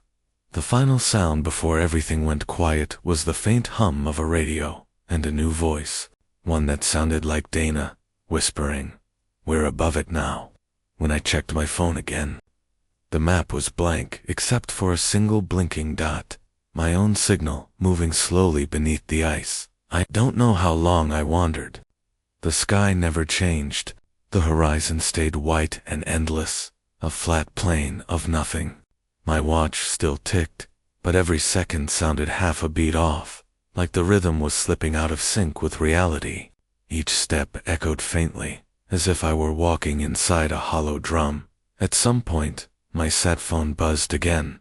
No notification, no caller ID, just a soft vibration that didn't stop. When I picked it up, the screen showed a signal strength, stronger than it had ever displayed out here. Full bars. Beneath it, one word pulsed across the display, connecting. I tried turning it off. It wouldn't respond. The speaker crackled to life on its own. "Day 9, my voice said. "We can see the surface from here." The tone was wrong, slow, slurred, like someone copying my cadence, but not the meaning. A second voice joined in. Dana's this time, whispering numbers over and over. Coordinates. I wrote them down on instinct. 60.173 N. 149.805 W. Then I realized they pointed below sea level. I dropped the phone. The sound didn't stop. It grew louder, spreading across the air like a pulse you could feel in your bones. Beneath my boots, faint blue light began to shimmer through the ice. I moved without thinking. My legs felt heavy, pulled forward by the vibration. Ahead, the snow sloped downward into a shallow basin where the light bled brightest. As I approached, static flared around the edges of my vision, small, white motes flickering in the air like ash. The basin floor wasn't snow at all. It was ice so clear, it looked like water, and deep beneath it, shapes moved. I leaned closer and saw faces again, Dana's, Ben's, mine, all, repeating through the layers. Each one slightly delayed from the last dot, then one of them blinked. The ice vibrated like a plucked string. My sat phone slid out of my pocket and clattered against the surface, still glowing. The voices rose from inside it, not just mine and Dana's anymore, but dozens of overlapping recordings, each whispering the same message in unison. Day 10. Stay still. The light beneath the ice shifted from blue to white. A faint outline began to rise toward the surface. Not a person, something larger, spreading outward in symmetrical lines, like a pattern etched in light. The air buzzed so hard my teeth hurt. I fell to my knees, clutching my head. Then, silence. The light vanished. My phone screen went black. The ice beneath me was smooth again. No cracks, no movement. I was alone. When I finally stood, the horizon had changed. A dark shape jutted up ahead of a camp tent. Mine. Smoke drifted faintly from the heater vent. Relief hit me so hard I almost laughed. I ran the last stretch and tore open the flap. Inside, everything was as we'd left E-Tower gear. Our samples, Ben's pack, but no people. On the table lay the sat phone, powered on, displaying a single message, transmission sent. I pressed play, static first, then my voice, perfectly clear. Day 10. Generator failed again. Dana's gone. The ice under the basin, don't touch it. If you find this, you're repeating it. I dropped the device. My breath froze mid-air. The recording continued, fainter. You'll send this next. You always do. I stumbled outside, looking for proof of the others. Nothing. Just endless ice fields stretching in all directions. But my footprints leading to the basin were gone east, replaced by a single line leading away, curving north toward where the coordinates pointed. I followed them for maybe an hour before I realized they weren't mine. They were slightly deeper, slightly longer, the stride exactly matching how I walked. That's when the phone vibrated again. One last message appeared, time-stamped for tomorrow night at 11:46 p.m., the same as the first. Last transmission. I pressed play, even though I knew what it would say. Day 11, my voice whispered. We can see the surface from here. And then a pause, followed by Dana's voice, clearer than ever. We're not under it. We are it. Weeks later, rescue teams found no camp only, a frozen phone looping one message forever, signal received. I've been guiding tourists through Alaska's backcountry for 15 years. You learn to tell the types, the overconfident gearheads, the honeymoon couples who think hiking boots make them invincible, the quiet loners who stare too long at the tree line. I've seen every kind of traveler, but the group I took out last fall didn't fit any of them. They didn't belong at all. It was late September, shoulder season, thinning crowds, early frost on the ground, bears mostly gone. I was scheduled for one last run, a 3-day route along Kachimak Ridge before winter shut it down. When I arrived at the dock to meet the clients, they were already waiting. 5 of them, standing in perfect formation, like they'd rehearsed it. Their paperwork looked official, all signed and stamped, but the company logo on the letterhead was one we hadn't used in over a decade. The names were cleanly typed, no emergency contacts listed. Each form had the same neat handwriting in the signature line, identical loops and pressure. The leader, a tall man in gray with eyes that never quite focused, smiled. "We've been looking forward to this," he said. His voice had a delay to it, like it echoed inside itself. They carried matching packs. No one joked, no one took pictures, no one checked their phones. Just quiet, polite nods. It unsettled me right away, but I convinced myself they were scientists or surveyors on contract. The park gets all kinds. The first day went normally enough. The forest was dead quiet, air heavy with that wet, metallic smell that always means snow's coming. The trail curved along an old logging path. I'd walked it hundreds of times. I knew every bend, every clearing. Around mile 4, the fog rolled in. That's when I noticed the footprints. Not theirs, ours. We'd been walking in circles. The prints in the mud were identical to my boots. Same wear on the heel, same broken tread. I stopped, confused. "Did anyone turn around?" I asked. They all shook their heads at the same time. I checked my GPS. The screen glitched once, then froze. The route line looped over itself endlessly. No coordinates, no distance. I felt the pressure behind my eyes that always comes before panic, so I forced a laugh. "Guess we're getting bonus cardio today." No one laughed back. The fog thickened as we climbed. Every sound felt muted. The wind, our boots, even breath. It was like the world had been padded. The air got colder, sharper. I asked them where they were from, just to hear another voice. The tall man said, "Here," without hesitation. "Here, as in Alaska." He smiled faintly. "We've always been here." By dusk, the fog was so dense I could barely see the group in front of me. Still, they moved in perfect unison, never hesitating. When I called a stop for the night, they waited silently until I'd set up the tents. None of them ate, though I saw their packs were full of sealed rations, identical to mine. At some point I realized I couldn't remember their faces clearly anymore. Every time I looked at one, I thought I recognized them, maybe a past client, maybe a friend, but the features slipped away like smoke. That night I woke to the sound of voices outside the tent, soft, rhythmic, almost like chanting. I unzipped the flap just enough to see the fog glowing faintly. The 5 of them stood around the campfire, not speaking but humming in a low, droning tone. When I whispered their names, they all stopped at once and turned their heads toward me in perfect synchronization. The tall one smiled again. "You're almost home." I looked down the next morning and realized none of their footprints led away from camp, but mine circled the fire 5 times before stopping where they stood. I woke that second morning to find frost thick on my tent and the campfire ashes still warm. The air had that muffled heaviness that comes before a whiteout, but the sky above the fog was perfectly clear. All 5 of them were already standing at the edge of camp, facing the tree line, motionless. I said good morning.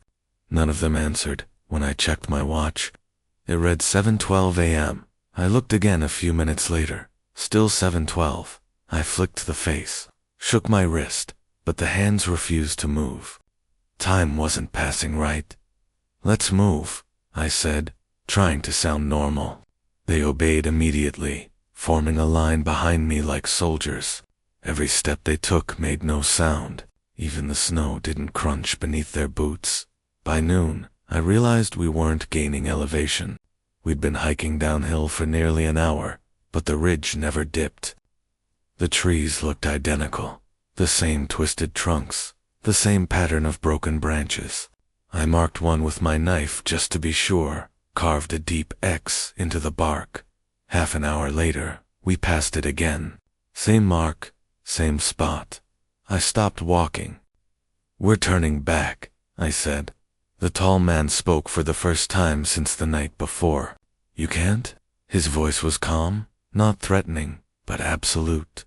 I turned on him. I'm the guide. You follow me, or we all freeze out here. He tilted his head slightly, almost pitying. You've been guiding us longer than you remember. My stomach dropped. What does that mean? He didn't answer. The others kept their eyes fixed ahead, unmoving. I stepped forward to grab one by the shoulder. My hand met nothing. Air missed. Something that looked solid, but wasn't. The moment I touched it, my ears filled with a ringing tone so loud I thought my skull would crack. When I blinked, they were all standing 10 feet away, perfectly still again. I stumbled back, breath ragged. The fog shifted slightly, and I saw a trail marker ahead, an old metal post, rusted through. I'd never seen one like it on this route. I ran toward it, desperate for a landmark. The sign read Bear Creek Closed Trail, 1994. That wasn't possible. Bear Creek was 200 miles south. I turned back. The group was closer now, no sound of footsteps. The tall one raised a hand and pointed toward the sign. You've been here before. I haven't. You always say that. The cold deepened. My breath came in thick clouds that hung unnaturally long in the air. I took another step back, and my boot landed in something soft. I looked down. The ground behind me was covered in boot prints, hundreds of them, all identical to mine, circling back on themselves like I'd been walking in loops for years. The tall man smiled faintly. You're starting to remember. I turned and ran, ignoring the rope line, ignoring direction. The fog followed like a living thing, always keeping the same distance, no matter how fast I moved. Eventually, I tripped over something solid, a metal object half buried in snow. I brushed it off. It was an old guide badge, tarnished and cracked. My name was still faintly visible, L. Harker. I stared at it, cold spreading through my chest. That wasn't my name. When I looked up again, the group stood in a ring around me. The tall man reached out his hand. Almost home, he repeated. His palm was the color of ash. Skin too smooth, veins faintly glowing like frost under moonlight. I wanted to scream, but no sound came out. The air between us thickened like fog turning to glass. When I came to, I was back at the trailhead Alona, but my company's sign-in sheet already listed the next tour under my name, dated for tomorrow. When I woke at the trailhead, everything was wrong. The air was too still, the sunlight too even. My gear was dry despite the storm. The van was parked exactly where I'd left it, keys in the ignition, doors unlocked. I climbed inside, hands shaking, and found my clipboard on the passenger seat. The sign-in sheet sat on top. 6 names. The first 5 were the same Harlan Drew. Margaret Drew, Samuel Pike, Leonard Hart, and David Keller. The 6th, newly printed in perfect block letters, read L. Harker. My clients, my name, and beneath the date, tomorrow, 8:46. I don't remember driving back to town. One moment I was staring at the frozen dirt road. The next I was parking outside the ranger station. Everything felt a half-second behind reality, like sound and sight were out of sync. When I stepped inside, the attendant looked up, startled. "Sir, are you okay? You're supposed to be retired." "Retired?" My voice cracked. He blinked. "Mr. Harker, you used to run ridge tours before they shut them down." That was, 10 years ago? I told him my name wasn't Harker. I told him I'd just come back from guiding a group. He frowned, then pointed to the corkboard behind him. Yellowed newspaper clippings lined the wall, missing hikers, trail closures. Local Legends.1 headline read, "Guide missing after fatal avalanche, L. Harker presumed dead." The photo was me. I stumbled backward. My breath came too fast, too hot. "That's not possible." He went pale. "You should go home, sir." But I didn't have one anymore. That night, I stayed in a motel on the edge of town. The walls were thin, the heater louder than the wind outside. I opened my pack, expecting mud and gear and exhaustion. Instead, the contents were wrong. A folded map I didn't own, 5 laminated permits, and my guide badge brand, new, polished, engraved, L. Harker. Senior Trail Lead. I tore the badge off its clip, threw it across the room. It hit the wall and clattered to the floor, spinning once before landing face up. The engraving had changed. My real name shimmered beneath the surface, faint but there. Then my phone buzzed. A text from an unknown number. "Tomorrow, 8:46. Meet them at the dock." You always do. No number, no service, no time to think. Just that same cold certainty sliding through my veins like the first breath of mountain air. I tried ignoring it. I really did. But as night dragged on, my memories twisted. The forest, the fog, the identical boot prints, they replayed in my head until I couldn't tell if they'd happened or were about to. Every time I closed my eyes, I saw 5 silhouettes waiting at the tree line. I left the motel before dawn. The highway was empty. No snow. Just frozen ground and that low hum of wind across the ridges. When I reached the dock, the water was perfectly still. The boat sat waiting, empty. A clipboard rested on the seat. A fresh manifest clipped to the top. 6 lines, 5 blank, 1 filled guide. My name. The fog drifted in from the hills, thick and silver. The water rippled once, softly, like someone had stepped onto it. A voice carried through the mist, calm, patient, familiar. "Morning guide." I turned. The tall man stood at the edge of the dock, coat dry, eyes unreadable. Behind him, 4 others appeared, forming that perfect line again. Each face looked clearer now. People I'd guided years ago. People who'd never come back. He smiled, just as before. "You left early last time. Let's finish the route." The clipboard in my hand felt heavier. The pen moved before I told it to. I signed the line beneath my name. The fog folded inward, swallowing the water, the dock, the world. The hum of wind returned, steady, endless.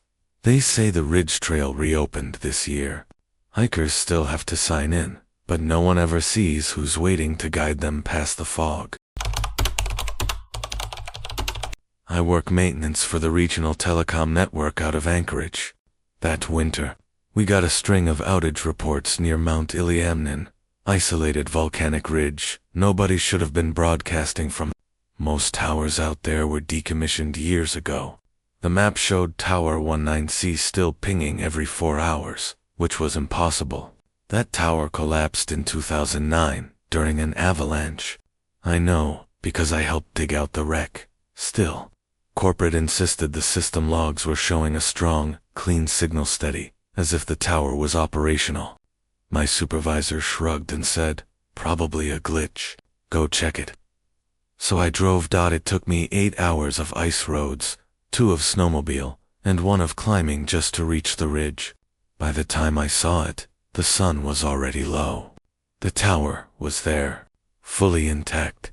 Same structure, same serial number stamped into the base plate, 19CALN, except it couldn't be. The original had been flattened. I'd seen it. The power cabinet hummed quietly, LEDs blinking green. The transmitter dish rotated slowly, tracking nothing in the gray sky. I checked my monitor signal strength maxed out. Perfect clarity. Frequency bandwidth, 199.7 MHz. Someone had restored it, or replaced it. The interior of the control hut was clean to clean. No dust, no frost. The equipment racks were newer models than anything I'd seen deployed yet. The status console blinked with a repeating log message. Primary relay, active. Backup signal, received. Technician ID L. Henson. That was my ID. The timestamp read, 6:42. That morning, 4 hours before I arrived, I pulled out my radio. Base, this is Henson, Site 19C. Someone's using my credentials. Repeat, someone's here. The reply came through instantly. No delay. Copy. Henson. You're confirmed on site. All systems normal. I froze. That voice wasn't dispatched. It was mine. Say again. Static. Then silence. I disconnected my gear, powered the transmitter down manually. The hum stopped. But a few seconds later, the console rebooted itself and lit back up. Same green lights, same log message, the timestamp updated. Technician ID, L. Henson, 7:15, outside. Wind swept across the ridge, carrying that hollow metallic whistle towers make when they're live. I walked a perimeter check, half expecting to find footprints. Nothing, not even my own. The snow was smooth as poured wax. Then the beacon light atop the tower flashed red, once, twice, then held steady. My radio crackled again, faint under static, signal holding. Proceed to synchronization. The voice was mine again, calm, rehearsed. I stepped back toward the hut, but the door had closed on its own. Through the small window, I could see the monitor still running now, displaying a camera feed I didn't recognize. It showed the ridge, the same one outside, the same tower, only there was someone standing at its base, facing the door. I turned around, no one there. I looked back at the feed. The figure had moved closer now at the hut window. I stared at the glass. My reflection stared back, but the delay was off by a second. I lifted my hand. The reflection followed late. Base, I whispered. This is Henson, requesting confirmation someone else is at site. The answer came before I finished speaking. Confirmed, Henson, you're inside. The radio slipped from my glove. The screen in the hut flickered once, then went black dot, and from somewhere deep below the snow, I heard the same hum, again low, pulsing, matching my heartbeat. When I turned toward the tower, my own voice came from the speaker above, calm, precise, repeating the phrase, synchronization complete. Technician verified on both channels. I tried leaving right after that transmission. My radio, my GPS, even the compass in my pack, everything pointed me back to the tower. The wind had died completely, leaving only that deep mechanical hum rolling beneath the ice. Every few seconds, it pulsed, like the tower itself was breathing. I forced the hut door open and stepped inside again. The monitors had rebooted. Only one screen remained active now, showing a terminal log scrolling endlessly. The top line read, Primary Technician online signal stabilized, mirror feed active. Below that, line after line of data appeared faster than I could read, each stamped with my ID and the current time. The last entry blinked, Secondary technician arriving. I turned sharply. The window behind me reflected the red beacon light, flashing steady now. My breath fogged the glass, and for a moment, my reflection seemed to move closer, even though I hadn't. Its lips parted slightly. I stepped back. That's when the radio spoke again. Proceed to calibration chamber. I froze.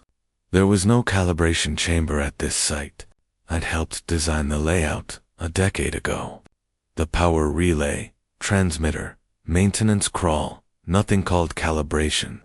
The door in the back wall hissed open. I swear on my life that door hadn't existed 30 seconds earlier.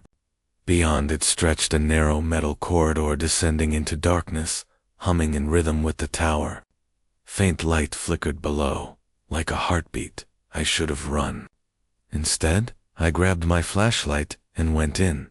The passage angled downward for 20, maybe 30 feet. The deeper I went, the louder the hum became. The walls were smooth, newer than the rest of the tower, no rust, no bolts, just solid alloy. My light flickered. The floor vibrated beneath my boots. At the end of the hall stood another door, half frozen, sealed except for a narrow gap. Through it came that same green light as the control panel upstairs. I forced it open. Inside was a circular room lined with machinery I'd never seen before. Rows of black panels pulsed with faint static. In the center stood a console, identical to the one above ground, only cleaner. Noir-and on its screen was a live camera feed showing me standing in that exact room. The timestamp read 8:22. My watch said 8:14. The radio clicked again. My voice spoke softly through static. Synchronization incomplete. Secondary technician pending. A cold dread spread through me. The tower had two active frequencies, primary and backup. Dual redundancy. But both channels were using my ID. I turned to leave, but the hallway behind me was gone. The door had sealed shut, replaced by a blank wall of smooth steel. The hum rose higher, vibrating through my teeth. I tried smashing the console. My gloves sparked on contact. The screen blinked once and displayed new text. Do not interrupt broadcast. The light dimmed. Then, on the far side of the room, another screen lit up. It showed an aerial view of the ridge from above my snowmobile parked at the base, the tower casting a long shadow. Except the shadow wasn't straight. It bent downward, sinking into the snow like a second tower inverted beneath the ice. A low crack echoed through the floor, through the transparent section of wall ahead. I saw movement shapes forming in the frost, rising like reflections under a frozen lake. Dozens of them, faint human outlines, each tethered two glowing cables, stretching upward toward the surface. The console flashed again. Secondary technician online. The figures began to move in unison, turning toward me. Their faces were mine. The radio crackled one final time. Calibration confirmed. Primary technician offline. The lights shut off. When they came back on, I was standing at the surface again only. The tower beside me was half buried in ice, its beacon dark, and my own voice still murmured from below, repeating, signal holding steady. When I came to, I was lying in the snow beside the tower. The sky was pale gray, the wind finally moving again. For a moment, I thought I'd dreamed the whole thing, the hum, the corridor, the mirror room, but the snow around me was melted in a perfect circle. The air smelled like hot metal and ozone. The tower was silent. Its beacon no longer flashed. The power cabinet's LEDs were dark, and the control hut's door hung open, frost creeping along the frame. My gear lay beside me, packed tools, radio, all perfectly arranged. Too perfectly. I tried calling dispatch again. Base, this is Henson, Site 19C, come in. The reply came back, faint but clear. Copy, Henson. Good to hear you're back online. Back online. I swallowed hard. I shut it down. Static hissed. Then, negative. Signal still stable. You're transmitting clean from 19C. That's not possible. Confirm telemetry, the voice said. Then, quieter, you sound different. The radio went dead. I stepped into the hut. Everything looked frozen. The monitors were on, but the images on them didn't move. I was on all of them 6 screens showing me from different angles, all slightly out of sync, like surveillance footage running seconds apart. One screen showed me entering the hut before I'd actually stepped inside. Another showed me still lying in the snow. Then all 6 versions of me turned, in perfect sync, and looked directly at the camera. The screens went black. My breath fogged heavy in the air. The hum started again, not from below this time, but from inside my chest. Each heartbeat came with a faint vibration. My radio clicked once. Technician synchronized. I slammed the device on the table. Who is this? No answer. Just the faint feedback of my own voice looping back. Who is this? Who is this? The feedback rose until it filled the room. My teeth rattled. The overhead light flickered erratically, syncing with the rhythm of my pulse. Then the door shut behind me. I spun around. Through the window, I saw movement, someone walking toward the tower base.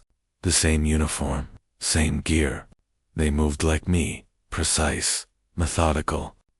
When they reached the control cabinet, they turned, looked straight at the hut, and raised a hand in greeting.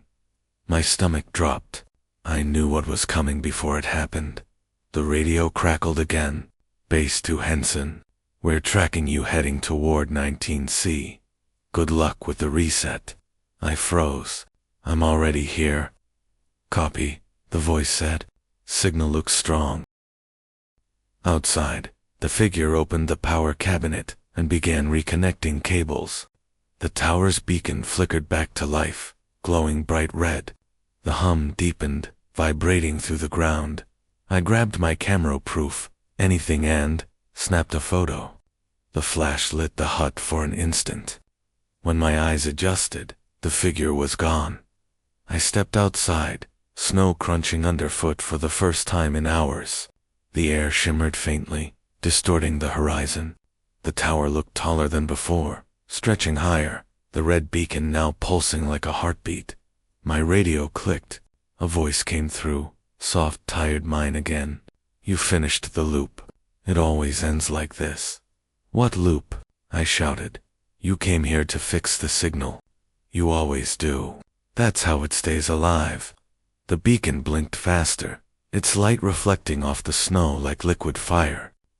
The hum rose to a roar, and for one awful second, I saw dozens of towers on the horizon, each one flashing the same pattern, stretching across the landscape like a heartbeat chain. The radio spoke again, but the voice wasn't mine anymore. It was something deeper, smoother, mechanical. Signal confirmed. Technician archived. My body felt weightless. I dropped the radio, stumbled backward. The snow rippled beneath me like water when I blinked. I was standing on the ridge again, a wrench in my hand, the tower silent, the wind calm. My watch read 6:42, same timestamp, from my first log. The console in the hut flickered to life on its own, displaying a new entry. Primary Relay Active Technician ID, L. Henson. I checked my radio. The voice on the other end said calmly, "Base to Henson. You're clear to proceed with synchronization." They found the tower a week later, dark. Buried in snow, yet the system still showed a technician logged in, broadcasting clean from 19C.